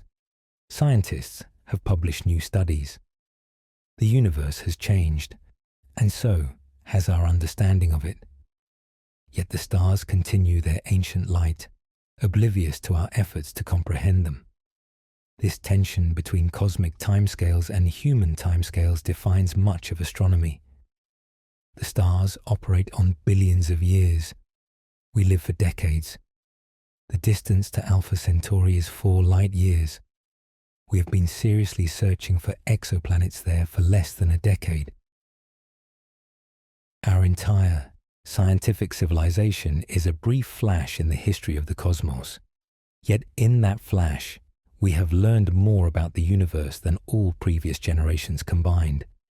The search for planets around Alpha Centauri is part of this accelerating quest. Each observation builds on those that came before. Each discovery opens new questions. Each generation of scientists carries the work forward, standing on the shoulders of those who came before while reaching toward answers that may come only after they are gone. Tonight, somewhere in the world, a telescope is pointed at Alpha Centauri. Perhaps it is Webb, collecting infrared light for some observing program. Perhaps it is one of the great ground-based observatories, its adaptive optics fighting the shimmer of Earth's atmosphere. Perhaps it is an amateur with a backyard telescope, simply enjoying the view of our nearest stellar neighbor. All of these observers are connected by a common thread of curiosity. The professional astronomer analyzing data, the student learning to reduce observations, the amateur sketching star fields in a notebook. All are asking the same fundamental questions. What is out there? Are we alone? What does the universe hold beyond what we can see? Alpha Centauri does not answer these questions on its own. It is simply a star system, doing what star systems do, burning hydrogen, radiating light, dragging whatever planets it may have through their orbits year after year. The questions arise from us, from minds that evolved on a small planet around an ordinary star in an unremarkable corner of the galaxy. But the answers, if they come, will come from out there, from light that has traveled across the void, carrying information encoded in its wavelengths and intensity. From the faint signals of distant worlds, barely distinguishable from noise but real nonetheless. From the patient accumulation of data that slowly resolves uncertainty into knowledge. The James Webb Space Telescope is our most powerful tool for this work, but it will not be the last. Already, plans are underway for its successors. The technologies that make Webb possible, large lightweight mirrors, infrared sensors, precise coronagraphs, will be refined and extended in future missions. Each generation of telescopes sees farther, sees clearer, sees more. Whether we find a habitable planet around Alpha Centauri in the coming years or the coming decades, the search will continue. The question of life beyond Earth is too important, too profound, to abandon regardless of early results. And the Alpha Centauri system, by virtue of its proximity, will always be a prime target for investigation. Perhaps, in a future not too distant, we will know what planets orbit Alpha Centauri A and B. Perhaps we will have measured their atmospheres, determined their temperatures, assessed their potential for life. Perhaps we will even have images of their surfaces, maps of their continents and oceans, if continents and oceans they have. Or perhaps Alpha Centauri will disappoint us, revealing a system hostile to life, with no habitable planets and no moons where conditions might be favorable. This too would be an answer, a data point in our quest to understand how common habitable worlds are in the universe. Whatever the outcome, the search changes us. It expands our horizons, deepens our humility, sharpens our appreciation for the conditions that allow life to exist. The very act of looking outward, of asking whether anyone else is out there, affirms something essential about human nature. We are beings who seek understanding, who reach beyond our immediate circumstances toward larger truths. The stars wait, as they have always waited. Alpha Centauri shines on year after year, eon after eon. And we, the curious creatures who have only recently developed the means to ask our questions, continue the search. In the grand scheme of the cosmos, our efforts are vanishingly small. A handful of telescopes, a few thousand researchers, a thin stream of data.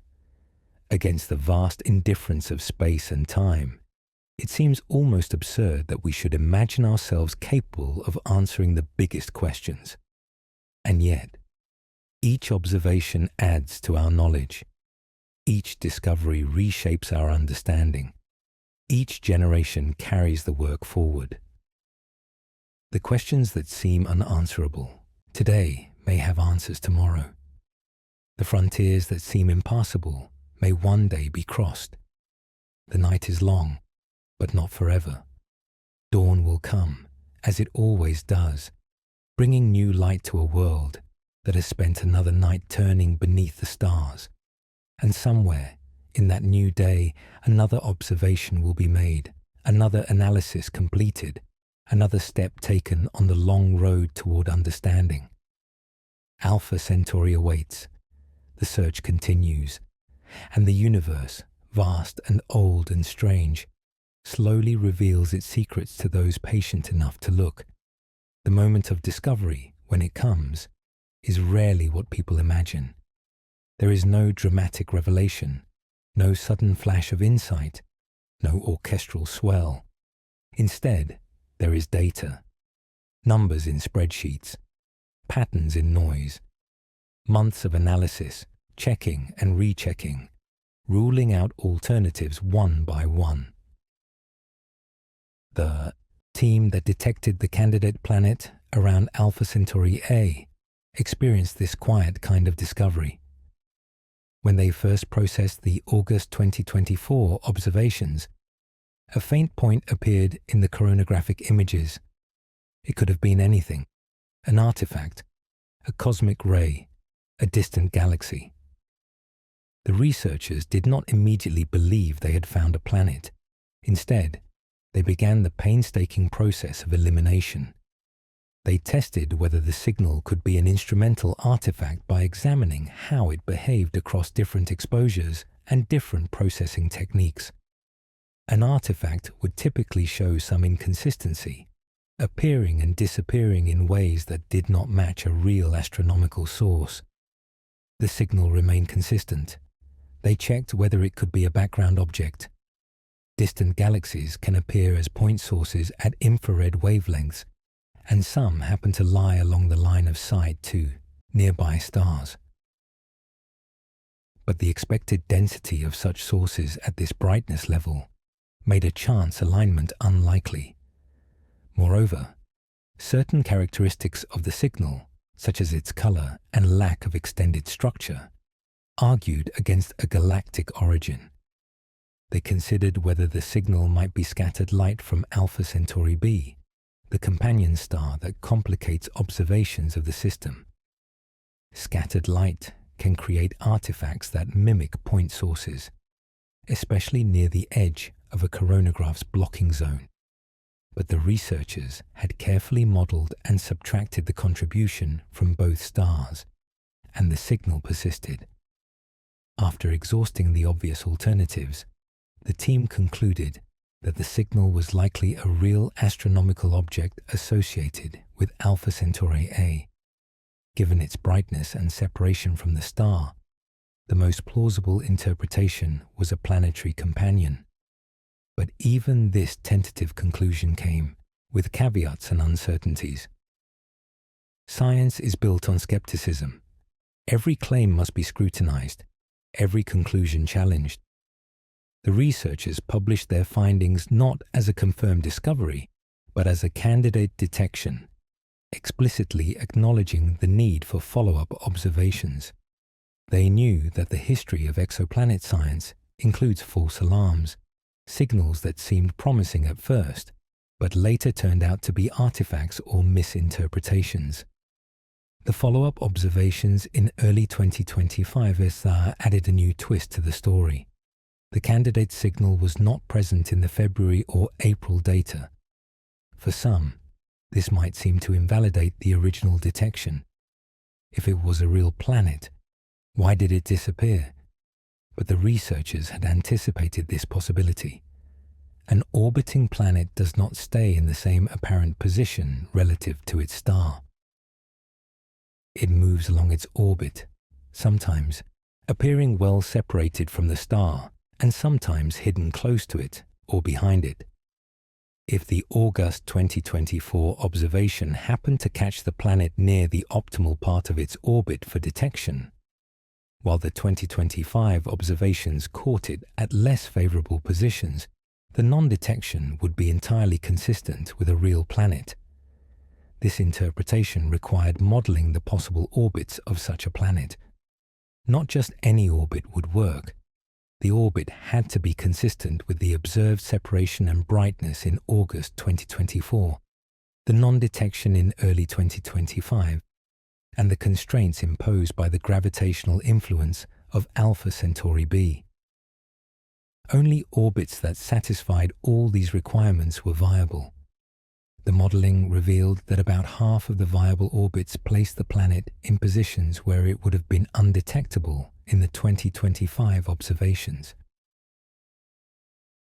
This is not definitive proof that the planet exists, but it shows that the non-detection is consistent with its existence. Additional observations at different times will help distinguish between orbits that predict detection and orbits that predict non-detection, gradually constraining the possibilities. The researchers also incorporated a fascinating historical data point. In 2019, astronomers at the European Southern Observatory observed Alpha Centauri A using a different technique and instrument. They detected a signal that could have been a planet, but the detection was never confirmed. At the time, it was considered intriguing, but inconclusive. When the Webb team compared their 2024 detection with the 2019 data, they found that some orbital solutions could explain both observations. A planet on the right kind of orbit would have appeared in roughly the positions indicated by both the 2019 and 2024 detections, while being at unfavorable positions during the 2025 observations. This consilience of independent datasets strengthened the case that something real was being detected. However, the 2019 data alone was not sufficient to confirm the planet. The earlier observation used different wavelengths and different techniques, making direct comparison difficult. The error bars on the position and brightness of the 2019 signal were large enough to accommodate a range of interpretations. It remained possible that the 2019 and 2024 signals were unrelated, each a separate artifact or noise fluctuation that happened to be roughly consistent. This ambiguity is frustrating but unavoidable at the frontier of observational capability. The Alpha Centauri observations push Webb's instruments to their limits. The coronagraphs are designed to suppress starlight by factors of thousands, but residual light still creates a complex pattern that must be carefully characterized and removed. The slightest imperfection in this removal can create spurious signals. Moreover, Alpha Centauri is a particularly challenging target. The two main stars are so bright that they can saturate detectors, producing artifacts that propagate through the data processing pipeline.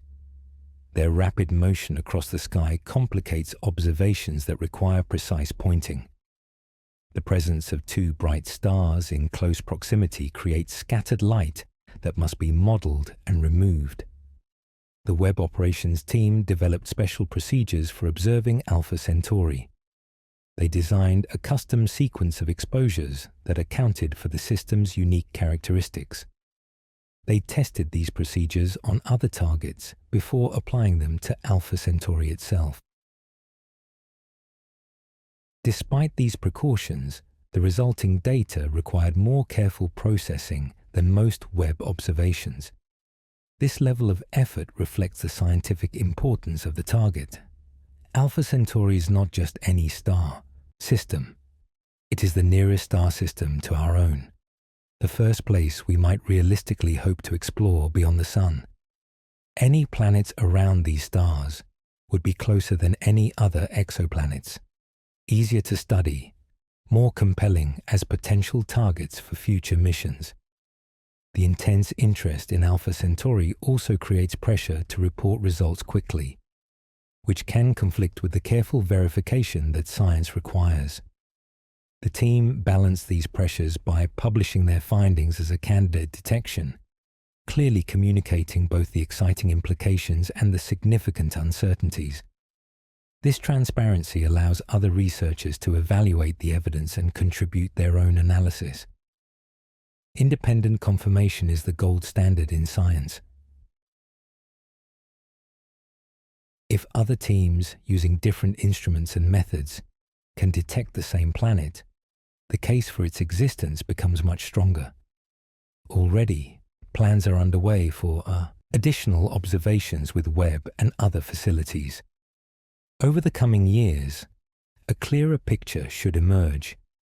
If the planet is confirmed, the implications are significant.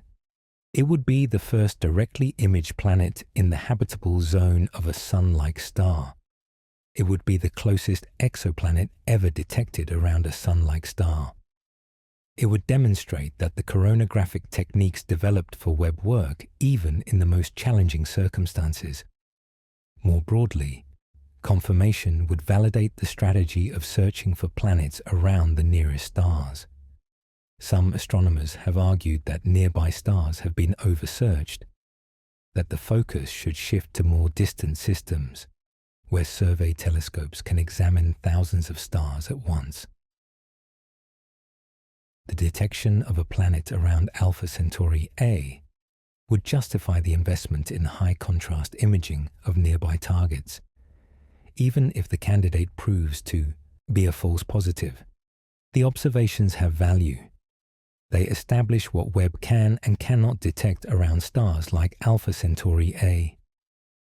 They identify the sources of noise and systematic error that limit the sensitivity. They point the way toward improvements in technique and instrumentation that future missions might implement. Science advances regardless of whether individual results are confirmed or refuted. The process of testing hypotheses, gathering data, and refining understanding moves forward through both discoveries and null results. What matters is that the work is done carefully and the findings are reported honestly.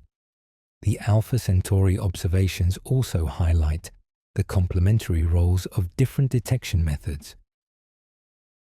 The radial velocity technique excels at finding planets that orbit close to their stars, where the gravitational tug is strongest. The transit method finds planets whose orbits happen to carry them directly across the stellar disk. Direct imaging works best for planets that are widely separated from their stars, where they can be resolved against the coronagraphic residuals. Each method has its blind spots. Radial velocity misses planets on face-on orbits, where the stellar wobble is perpendicular to our line of sight. Transit observations miss planets on inclined orbits that never cross the stellar disk. Direct imaging misses planets too close to their stars to be resolved. A complete census of any planetary system requires applying multiple methods. For Alpha Centauri, radial velocity searches have been ongoing for decades.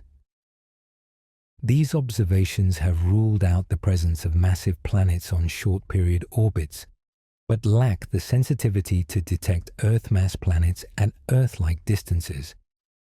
The stellar activity of both Alpha Centauri A and B creates noise that obscures small signals.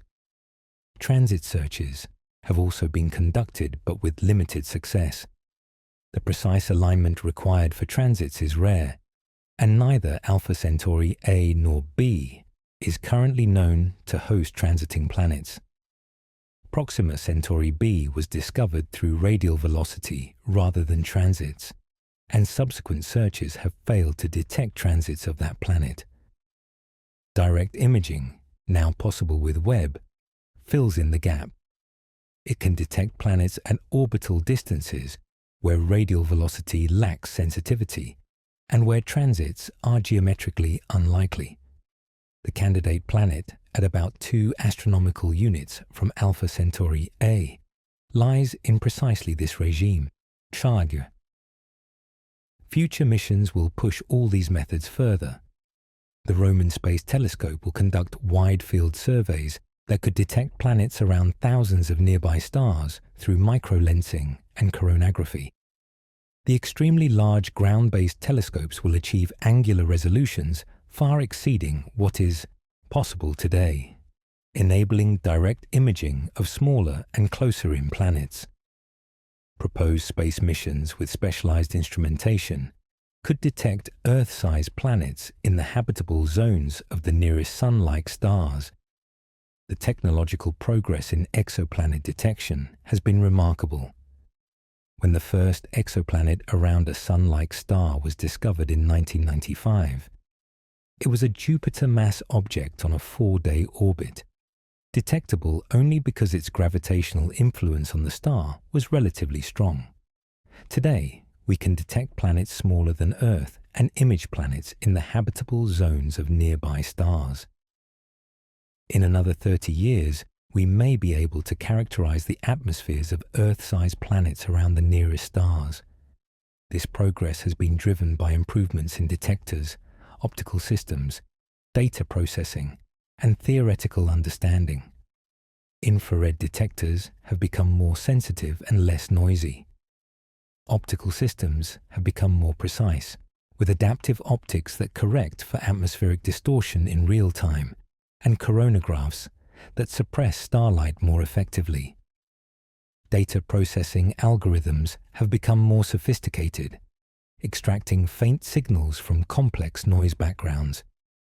Theoretical models have improved our understanding of what signatures to look for and how to interpret them. The James Webb Space Telescope represents the current state of the art, but it is not the end of the road. Already, engineers and scientists are designing the next generation of instruments. Some of these will fly in space, beyond the blurring effects of Earth's atmosphere. Others will be installed on the extremely large telescopes now under construction, taking advantage of the vast light-gathering power of mirrors tens of meters across. One particularly ambitious concept is the Habitable Worlds Observatory, a proposed NASA mission that would be specifically designed to image and characterize Earth-like planets around nearby stars. This mission would carry a coronagraph optimized for extremely high contrast, capable of suppressing starlight by factors of 10 billion or more. At such contrast levels, Earth-sized planets in the habitable zones of the nearest Sun-like stars could be directly detected and studied. The Habitable Worlds Observatory is still in the conceptual phase, with launch not expected until the 2040s at the earliest. But it represents the direction the field is heading. The goal is not merely to detect exoplanets, but to characterize them in detail, determining their temperatures, compositions, and atmospheric properties. Ultimately, the goal is to find signs of life. Biosignature detection is the holy grail of exoplanet science. If we could identify chemical signatures in a planet's atmosphere that indicate the presence of life, it would be one of the most profound discoveries in human history. The challenge is distinguishing genuine biosignatures from abiotic processes that could produce similar chemical abundances. On Earth, the atmosphere contains oxygen at about 21% by volume, a concentration that would be difficult to maintain without the continuous production by photosynthetic life. The simultaneous presence of oxygen and methane is particularly telling, since these gases react with each other and would not coexist in equilibrium without ongoing replenishment. Detecting similar disequilibrium chemistry on an exoplanet would be strong evidence for biological activity. However, false positives are possible. Some models suggest that photochemical processes in certain types of atmospheres could produce oxygen without life. Water vapor split by ultraviolet radiation could release oxygen, which might accumulate if the planet lacks the geological processes that normally remove it. Interpreting any detection of oxygen or other potential biosignatures would require careful analysis of the planetary and stellar context. For the Alpha Centauri system, biosignature detection remains a distant goal. The candidate planet around Alpha Centauri A, if confirmed, is likely a gas giant without a solid surface, not a promising target for life as we know it. Proxima B is potentially rocky, but its atmosphere, if it has one, will be extremely difficult to characterize given the challenges of observing such a small planet around such a dim star. Yet the search continues because the stakes are so high. Finding life beyond Earth would answer one of the oldest questions humanity has ever asked. It would demonstrate that life is not a unique accident, confined to one planet in one solar system, but a natural phenomenon that arises wherever conditions permit. It would transform our understanding of biology, philosophy, and our place in the cosmos. Until that day comes, we content ourselves with the search. Each observation, each analysis, each incremental improvement in technique brings us closer to an answer. The candidate planet around Alpha Centauri A is one small step on a long journey, a journey that began when the first humans looked up at the stars and wondered what was out there. The night sky has not changed since those ancient days, not in any way perceptible to human eyes. The same stars that our ancestors saw continue to shine, tracing their slow paths across the celestial sphere. Alpha Centauri still gleams in the southern sky, the third brightest point of light in the heavens, beckoning us with its proximity. What has changed is our ability to understand what we see. Where our ancestors saw only points of light, we see stellar systems. Where they could only wonder, we can measure. Where they told stories to explain the heavens, we gather data and test hypotheses. The universe has not changed, but our relationship to it has been transformed. This transformation accelerates with each passing year. The technologies that make exoplanet detection possible, large mirrors, sensitive detectors, sophisticated optics, improve steadily.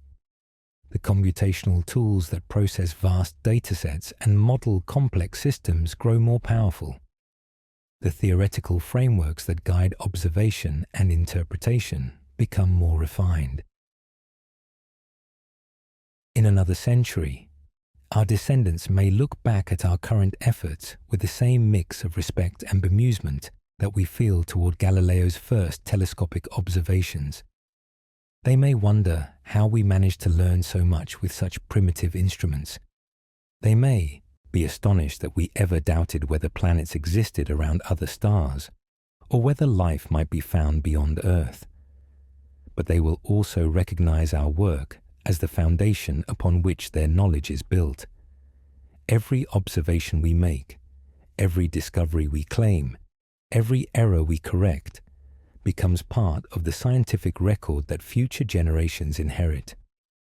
The search for planets around Alpha Centauri is part of this ongoing human project, one thread in a tapestry that has been woven for centuries and will continue for centuries more.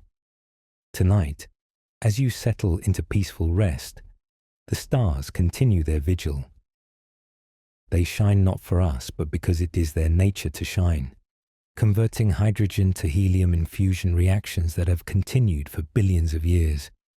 They know nothing of our curiosity, our hopes, our fears. They simply burn. And yet, from that burning, from those streams of photons crossing the interstellar void, we extract knowledge. Each photon that reaches our detectors carries information about its origin, encoded in its wavelength and intensity.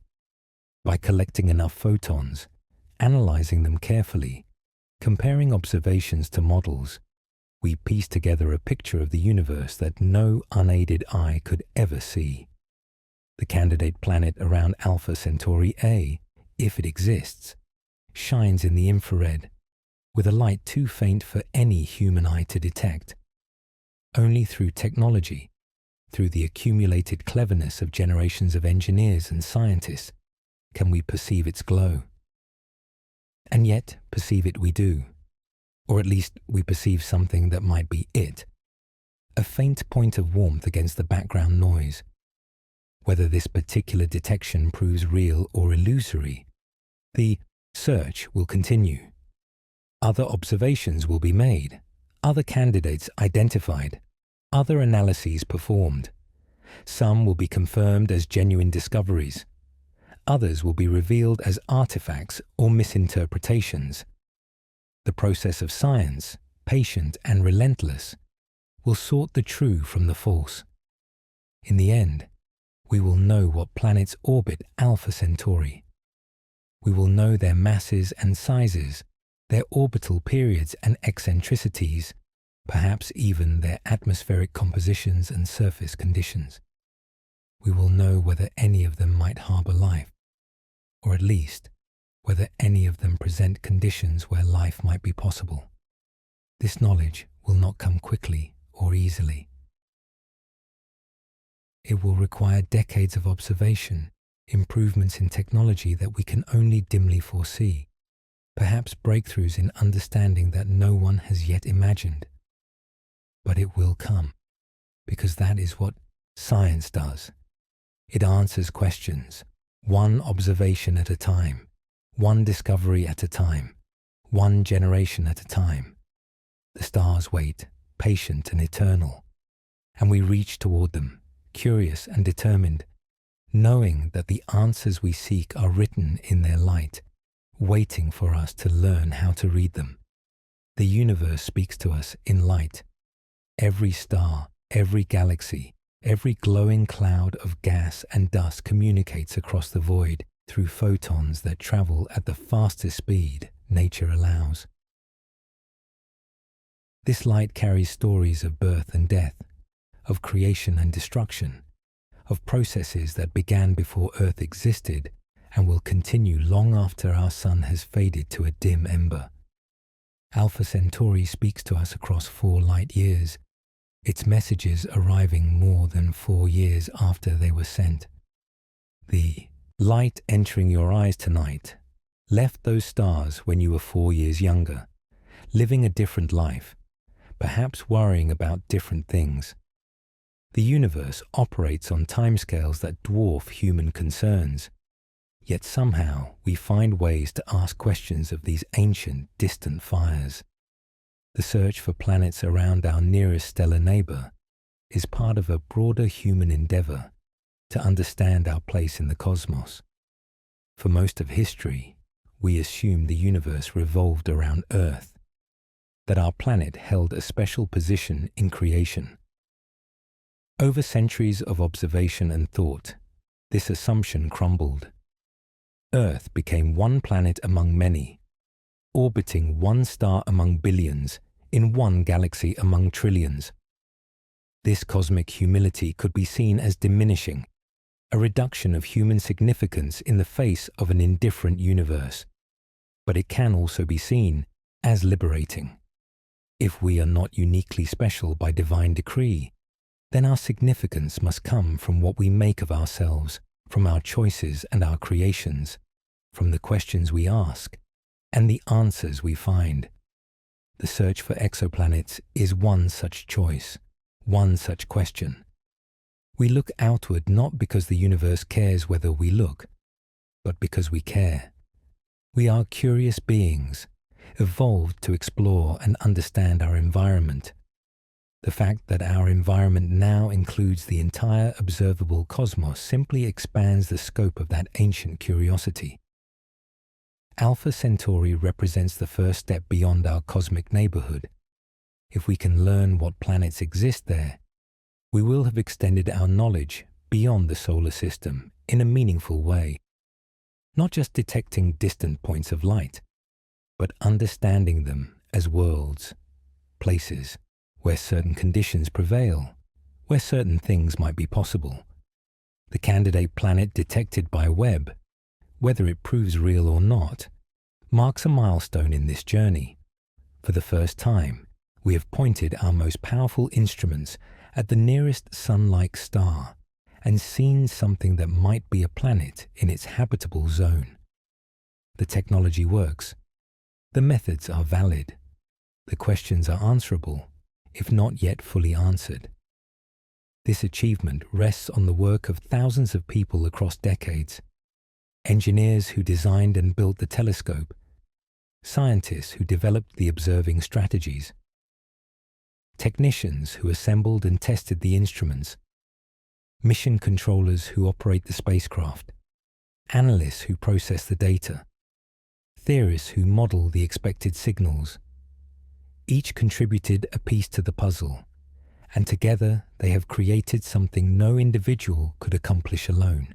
The collaborative nature of modern science is one of its greatest strengths. No single person can be expert in all the fields that contribute to a discovery like the candidate planet around Alpha Centauri A. The optics experts understand how to build coronagraphs. The detector specialists know how to extract faint signals from noise. The orbital dynamicists can model the motions of planets in complex gravitational environments. The astrobiologists consider what conditions might make a world habitable. Only by combining all this expertise can we hope to understand distant planetary systems. This collaboration extends across national boundaries. The James Webb Space Telescope is a partnership between NASA, the European Space Agency, and the Canadian Space Agency. Scientists from dozens of countries contribute to its observing programs. The knowledge it generates belongs to all humanity, not to any single nation or institution. The international nature of space science reflects something important about the questions we ask. The universe does not care about human borders. The laws of physics apply equally in every country. The stars shine on all people, regardless of nationality or creed. When we look outward, we are reminded of our common humanity, our shared curiosity, our collective place on a small world in a vast cosmos.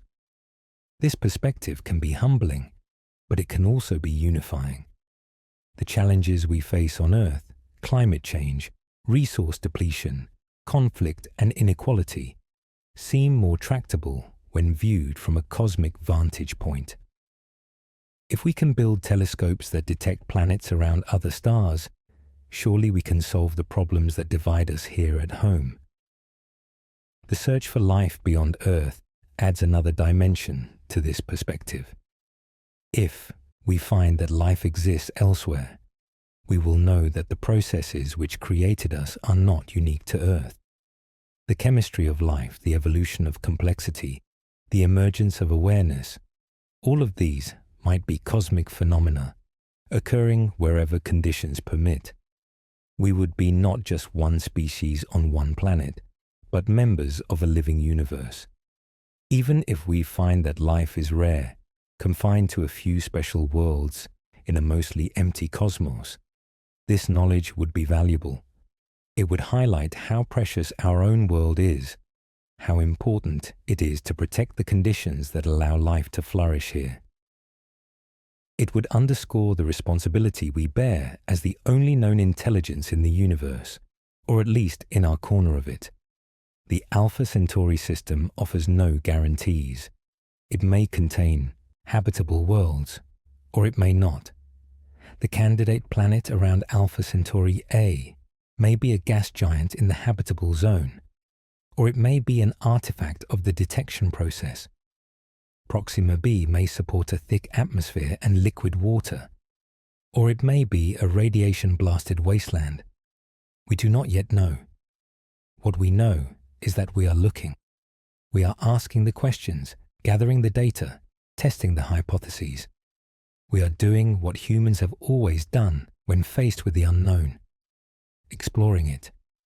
The Alpha Centauri system is just one target among many, but its proximity makes it special.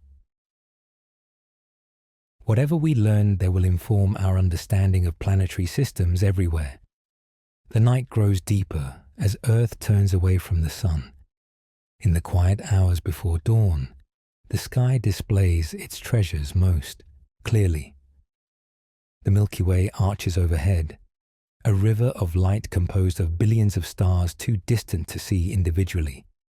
Among them, lost in the glow, are planets beyond counting, worlds we will never visit, perhaps worlds we will never even detect. But Alpha Centauri stands out. It is close enough to study in detail, to probe with our instruments, to imagine in concrete terms. When we think about interstellar travel, Alpha Centauri is invariably the destination.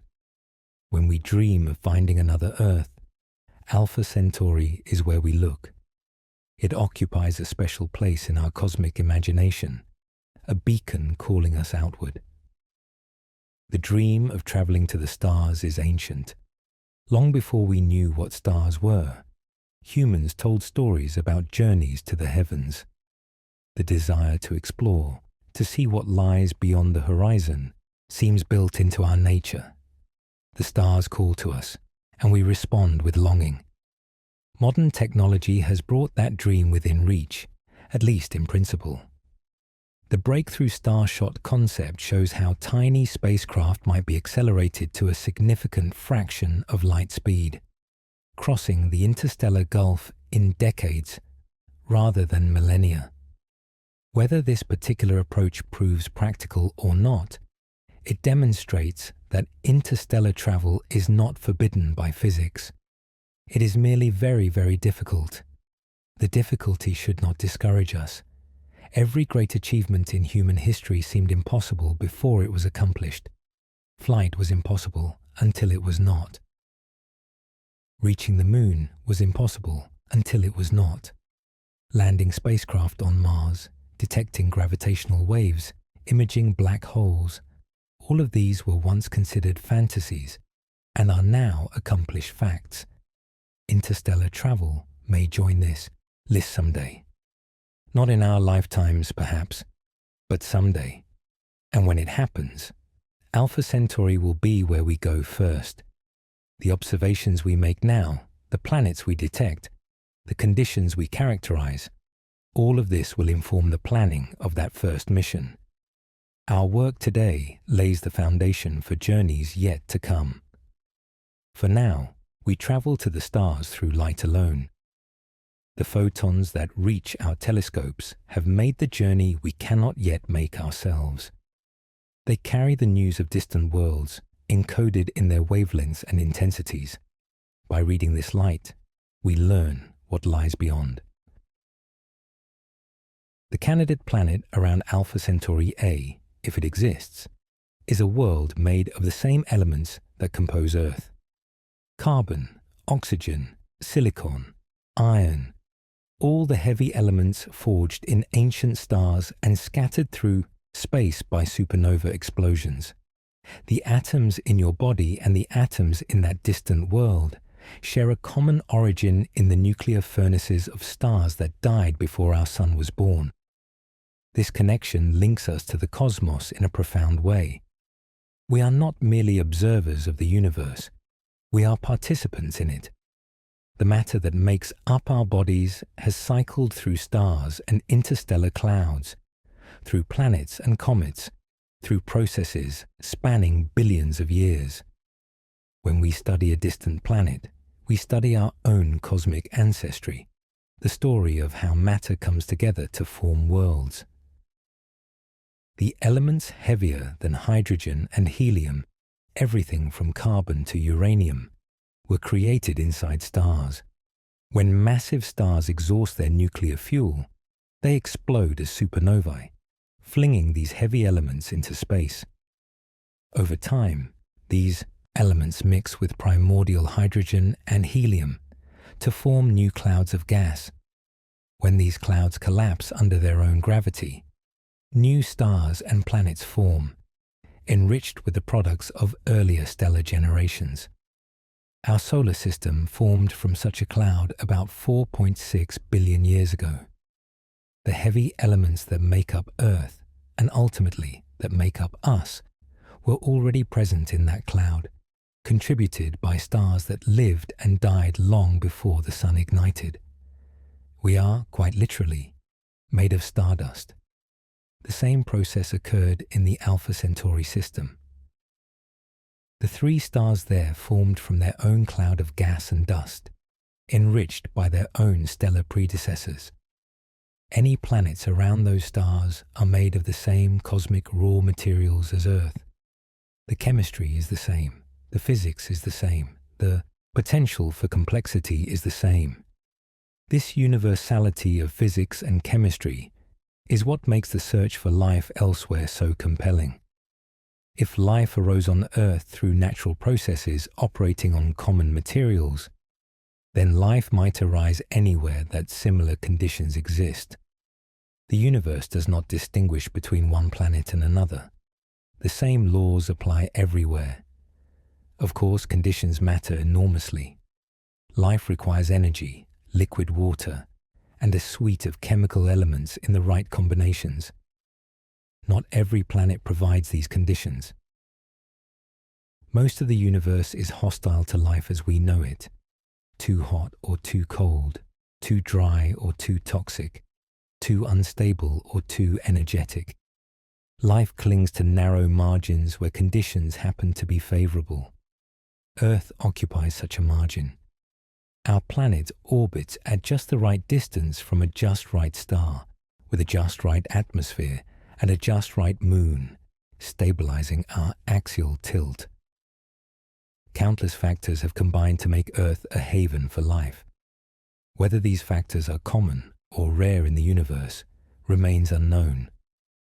Alpha Centauri offers a chance to explore this question.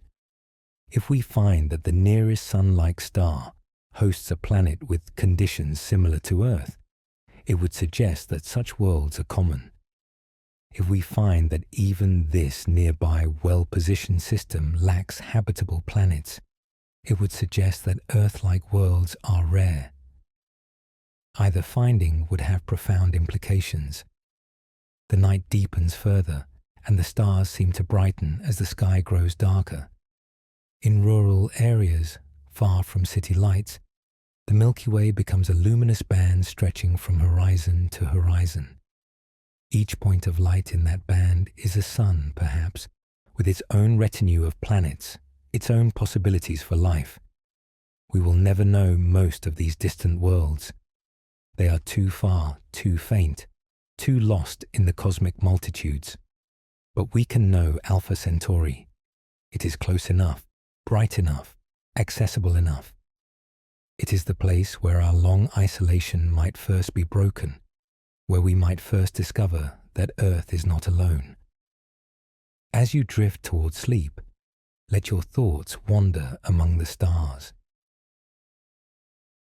Imagine the light that has traveled 4 years to reach your eyes, the messages encoded in its wavelengths, the stories waiting to be told.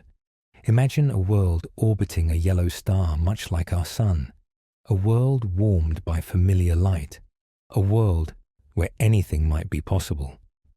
The universe is vast beyond imagining, but it is not empty. It is filled with stars and planets, with energy and matter, with processes that have been unfolding since time began. We are part of this universe, made of its substance, governed by its laws, connected to its every corner by the common physics that binds all things together. Alpha Centauri is our nearest neighbor in this cosmic community. It has shone in Earth's sky since before there were eyes to see it, since before there was life to wonder at its light. Now, for the first time, we are learning what secrets it holds. The search for planets there continues, and with it, the search for answers to the deepest questions we can ask. Are we alone? Is Earth unique? What does the universe hold beyond the bounds of our small world? These questions have haunted humanity for as long as we have been human. Now, at last, we have the tools to seek answers. The answers may be years or decades away, but they are coming.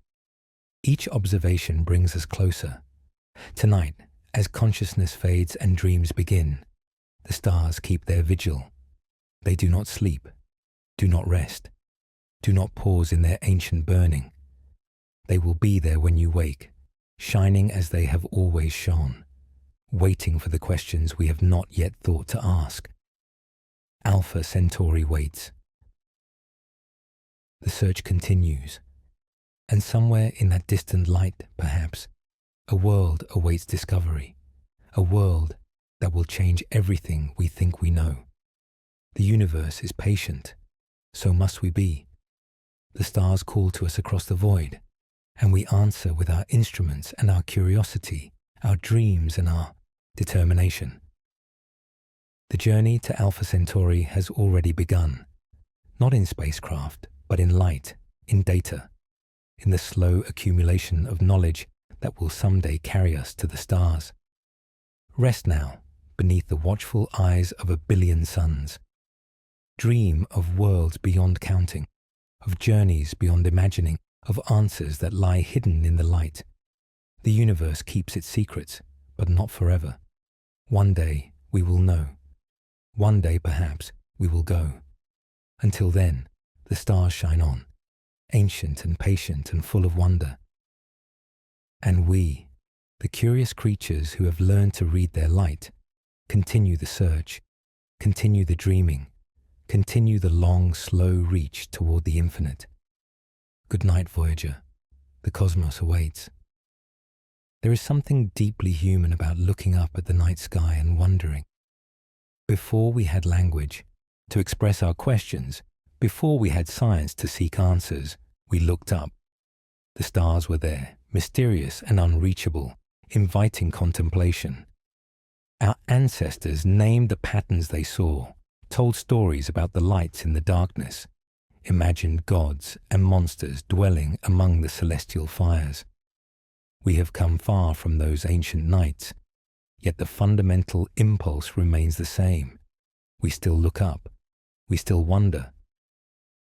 The questions have grown more precise, the tools more sophisticated, but at the core, we are still those early humans, gazing at the night sky and asking what lies beyond our small circle of firelight. Alpha Centauri would have been visible to our ancestors, at least to those who lived in the southern parts of Africa, Asia, and beyond. They would have seen it as a bright point of light, not knowing it was 3 stars bound by gravity, not knowing it harbored planets, not knowing it was so relatively close to Earth. They could not have imagined that their descendants would build instruments capable of detecting worlds around that distant beacon. The journey from those first wanderings to our current capabilities spans thousands of generations. Each generation added something, a new observation, a new idea, a new technology. The ancient Greeks measured the Earth's circumference. Medieval scholars preserved and transmitted astronomical knowledge. Renaissance astronomers developed the heliocentric model. Newton's laws explained the motions of planets. Einstein's relativity refined those laws for extreme conditions. Each step built on what came before. The pace of discovery has accelerated dramatically in recent centuries. The time between Galileo's first telescopic observations and the launch of the James Webb Space Telescope spans just 4 centuries, a blink of an eye in cosmic terms. In that brief interval, we have gone from not knowing that the Milky Way consisted of individual stars to detecting planets orbiting those stars. The change is staggering. This acceleration shows no signs of slowing. The next few decades will bring telescopes larger than any yet built, both on the ground and in space. These instruments will peer deeper into the universe and resolve finer details than anything we can achieve today. The search for exoplanets will extend to smaller, cooler, more Earth-like worlds. The characterization of their atmospheres will become routine rather than exceptional. For Alpha Centauri specifically, the coming years promise answers. The candidate planet around Alpha Centauri A will either be confirmed or ruled out as more observations accumulate. The atmosphere of Proxima B will eventually be characterized, revealing whether that world has retained any atmosphere at all. The question of whether habitable planets exist in our nearest stellar neighborhood will be answered one way or another. Whatever the answers, they will not be the end of the story. Science does not reach final conclusions, only better approximations. Each discovery raises new questions. Each answer reveals new mysteries. The search for understanding is endless, which is part of what makes it so compelling. The specific question of life around Alpha Centauri is particularly poignant. We have evolved on a world teeming with life, surrounded by countless organisms that share our common ancestry. Every creature on Earth, from bacteria to blue whales, descends from the same original cells that somehow emerged from chemistry billions of years ago. We know life can exist because we are life, but we do not know if life exists elsewhere. Despite decades of searching, we have found no definitive evidence of life beyond Earth. No radio signals from alien civilizations, no biosignatures in the atmospheres of other planets, no fossils on Mars or microbes in the ice of Europa. The universe remains, as far as we can tell, silent. This silence could mean many things. Perhaps life is rare, requiring conditions so specific that Earth is the only place in the visible universe where it has arisen. Perhaps life is common, but intelligence is rare, with most biospheres remaining at the microbial level for their entire histories. Perhaps intelligent civilizations arise but destroy themselves quickly, leaving no lasting signals. Or perhaps the universe teems with life, but we have not yet developed the technology or the luck to detect it. Alpha Centauri cannot answer all these questions, but it can answer some. If we find that even the nearest Sun-like star lacks habitable planets, it suggests that Earth-like worlds are rare. If we find habitable planets but no signs of life, it suggests that the conditions for life are not sufficient to guarantee its emergence. If, against all odds, we detect biosignatures around Alpha Centauri, it would be the most significant discovery in the history of science. The search carries risks of disappointment. We might find nothing, or we might find worlds hostile to life, or we might find ambiguous signals that take decades to interpret. Science rarely provides the dramatic revelations that fiction imagines. More often, it offers slow, incremental progress, punctuated by occasional leaps forward. But even slow progress is progress. Each observation of Alpha Centauri, whether it yields exciting results or null results, adds to our knowledge. Each improvement in technique, each refinement in analysis, each theoretical advance brings us closer to understanding. The goal is not immediate gratification, but eventual comprehension. This long view is essential for those who work on problems that span generations. The astronomers who planned the James Webb Space Telescope in the 1990s knew they would not see its first images until decades later. Many did not live to see the launch, yet they worked on, knowing that their contributions mattered, that the science would continue, that future generations would build on what they started. The same spirit animates the search for exoplanets around Alpha Centauri. Those working on this problem today may not see its ultimate resolution. The answer might come in 10 years or 50 years or 100 years. But the work continues regardless, each researcher contributing what they can, each observation adding to the cumulative record. This intergenerational effort is one of humanity's most admirable qualities. We are capable of working toward goals that benefit not ourselves but our descendants. We plant trees whose shade we will never enjoy, build cathedrals whose completion we will never see, ask questions whose answers we may never know. This capacity for long-term thinking elevates us beyond our immediate circumstances and connects us to the future. The stars embody this long view. They burn for billions of years, their light reaching us across centuries and millennia. When we study a star like Alpha Centauri, we are not just observing a point of light, but engaging with a process that began before Earth formed and will continue long after humanity is gone. The stars put our brief lives in perspective, reminding us of the vastness of time and the continuity of the cosmos. Yet, within that vastness, our moment matters. We are the first generation with the capability to detect planets around other stars, the first generation that might answer the ancient question of whether we are alone. This privilege carries responsibility. We must do the work well, ask the right questions, gather the best data, and pass on our findings to those who follow. The candidate planet around Alpha Centauri A represents one small piece of this larger project. It may prove to be a real world or a mirage of the data. Either way, the observation has value.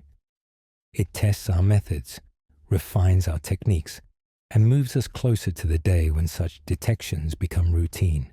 In the quiet hours of the night, when the mind grows still and the world fades to dream, the stars continue their ancient watch. They do not know that we are here, that we observe them, that we wonder about them. They simply burn, as they have burned for billions of years, as they will burn for billions more. But we know, we are aware, we are curious, we are reaching out. From our tiny world, orbiting an ordinary star, we send our questions into the cosmos. Most of those questions will never be answered, but some will be, and each answer changes us a little, expands our understanding, deepens our connection to the universe that created us. Alpha Centauri is part of that connection. It is the nearest rung on the cosmic ladder, the first step beyond the familiar. What we find there, or do not find, will shape how we think about all the other stars, all the other planets, all the other possibilities that the universe contains. The search continues because searching is what we do. We are explorers by nature, question askers by disposition, dreamers who reach for the unreachable. The stars call to us, and we answer. We build our telescopes, gather our data, analyze our observations, and slowly, patiently, we learn. Tonight, Alpha Centauri shines in the southern sky, as it has shone for as long as there has been an Earth to see it. The light that left those stars 4 years ago is arriving now, carrying information about worlds we are only beginning to understand. In that light are answers to questions we have asked for millennia. The journey to the US stars has begun. Not in rockets and starships, but in light and data, in questions and answers, in the patient work of understanding. One day, perhaps, our descendants will make the journey in person, crossing the void that separates us from our nearest neighbors. When they do, they will carry with them everything we have learned, every observation we have made, every insight we have gained. We are laying the groundwork for that future, brick by brick, observation by observation, discovery by discovery. The work is slow, the progress gradual, the answers elusive. But the work continues, and with it, the eternal human project of understanding where we are and what lies beyond. Rest now, beneath the stars. Let your breathing slow, your thoughts quiet, your consciousness drift towards sleep. The universe will still be there when you wake, vast and ancient and full of wonders. Alpha Centauri will still shine, patient and bright, waiting for the questions we have not yet thought to ask. The cosmos does not hurry, neither should we. The answers will come in their own time, revealing themselves to those who look with patience and persistence and wonder. The search for worlds around our nearest star is part of this timeless endeavor, one thread in the tapestry of human curiosity that stretches back to the first minds that looked up and wondered. Sleep well, fellow traveler. The stars keep watch while you dream, and somewhere out there, perhaps closer than we know, worlds await discovery, mysteries await solution, answers await the questions that will unlock them. The night is long, but not eternal. Dawn will come, bringing new light, new observations, new chances to understand. Until then, rest in the knowledge that you are part of something larger than yourself, a species that asks questions of the cosmos and sometimes hears answers in return. Alpha Centauri shines on, the search continues, and the universe, patient as always, waits for us to find what it has hidden in the light. The tools we use to study the stars have transformed beyond recognition in the span of a single human lifetime. Those born in the middle of the 20th century witnessed the transition from photographic plates to digital detectors, from ground-based observatories limited by atmospheric blur to space telescopes with crystalline clarity, from indirect methods that inferred planets from stellar wobbles to direct imaging that captures their light. This technological revolution continues to accelerate. The James Webb Space Telescope represents the current pinnacle, but it will not remain so for long. Even as Webb observes Alpha Centauri and other nearby systems, engineers are designing its successors.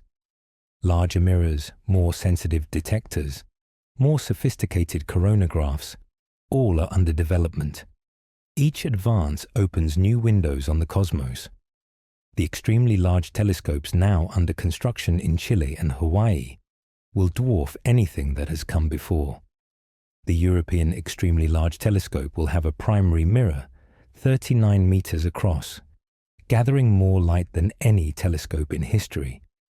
The giant Magellan Telescope and the 30-meter telescope will be nearly as capable. Together, these giants will transform ground-based astronomy. For exoplanet science, these telescopes offer tantalizing possibilities. With adaptive optics that correct for atmospheric turbulence in real time, they may be able to directly image planets around nearby stars that are currently beyond reach. Ekatinam. The angular resolution of a 39-meter telescope far exceeds anything in space, allowing finer details to be resolved. If Earth-like planets exist around Alpha Centauri, these telescopes may be the ones to find them. Space-based missions also continue to advance. The Nancy Grace Roman Space Telescope will carry a coronagraph instrument specifically designed for exoplanet imaging. While its primary mirror is smaller than Webb's, its coronagraph incorporates technologies that promise higher contrast and smaller inner working angles. Roman may see planets that Webb cannot. Beyond Roman, more ambitious concepts are under study. The Habitable Worlds Observatory, if approved and built, would be specifically designed to image and characterize Earth-like planets around nearby Sun-like stars. Its coronagraph would achieve contrast ratios of 10 billion to 1, suppressing starlight to levels where Earth twins become visible. Such a mission could definitively answer whether habitable planets exist in our cosmic neighborhood. The timeline for these future missions stretches over decades. Roman is scheduled for the late 2020s. The Habitable Worlds Observatory, still in the conceptual phase, would not launch until the 2040s at the earliest. The extremely large telescopes are expected to see first light in the late 2020s and early 2030s. Each milestone brings new capabilities, new discoveries, new questions. For Alpha Centauri specifically, this progression of instruments offers hope.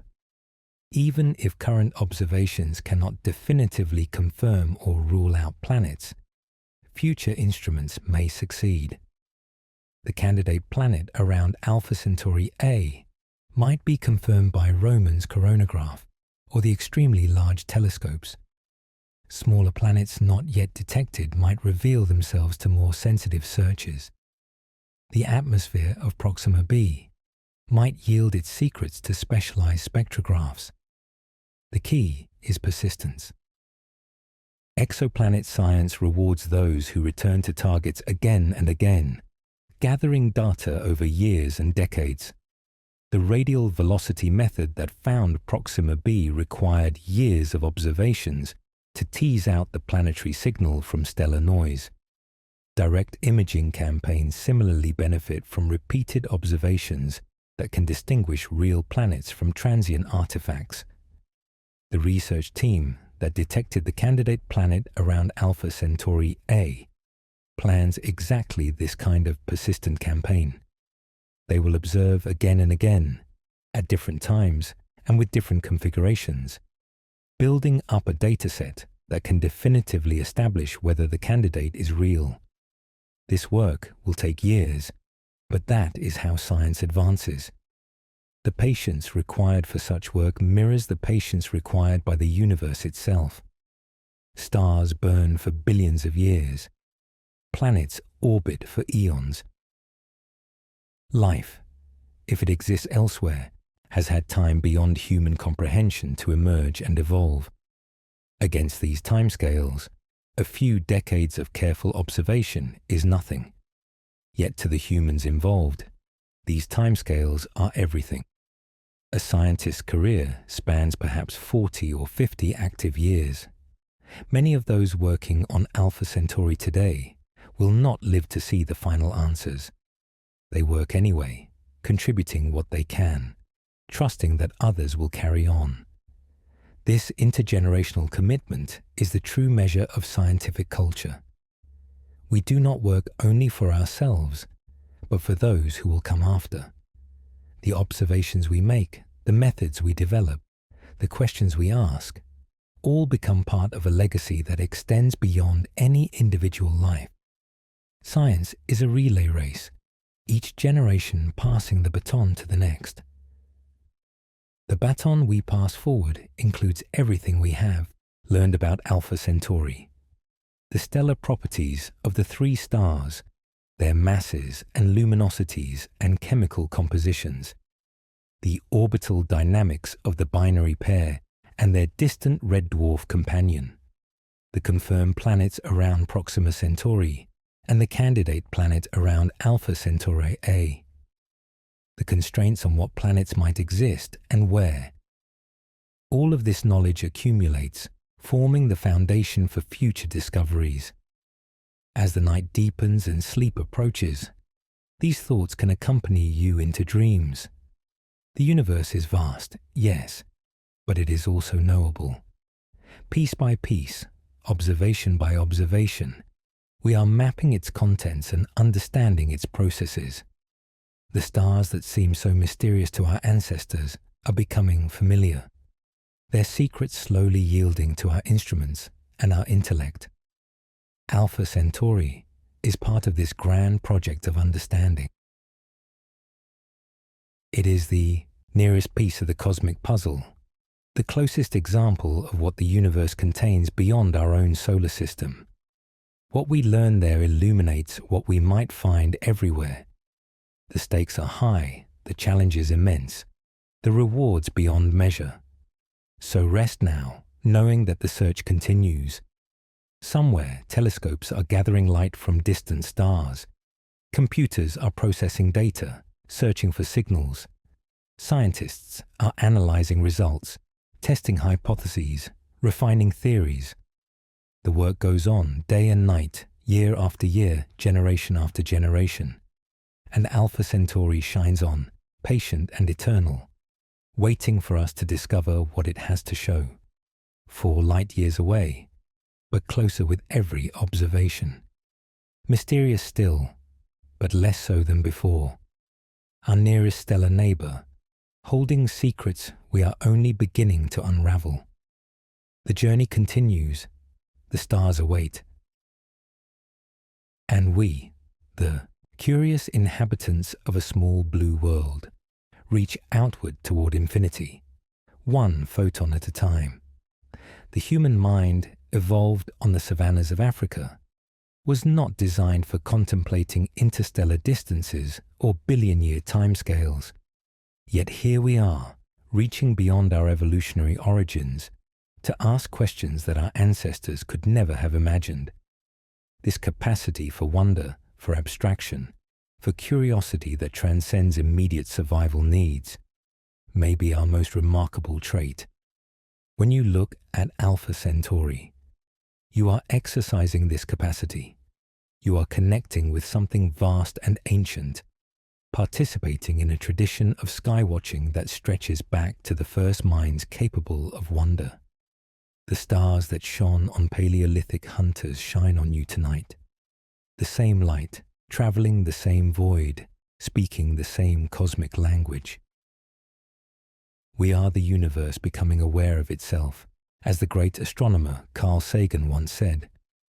Through us, the cosmos contemplates its own existence, wonders at its own vastness, seeks to understand its own nature. This is no small thing. In all the universe we have explored, we have found no other minds asking these questions. We may be alone in our wondering, or we may have company waiting to be discovered. Either way, the questions themselves are precious, Alpha Centauri holds some of those questions, and perhaps some answers. It is the nearest place we might look for other worlds, other possibilities, perhaps other life. The search that Webb has begun will continue with future instruments and future generations. Someday, we may know what lies in that nearby stellar system, as well as we know our own solar neighborhood.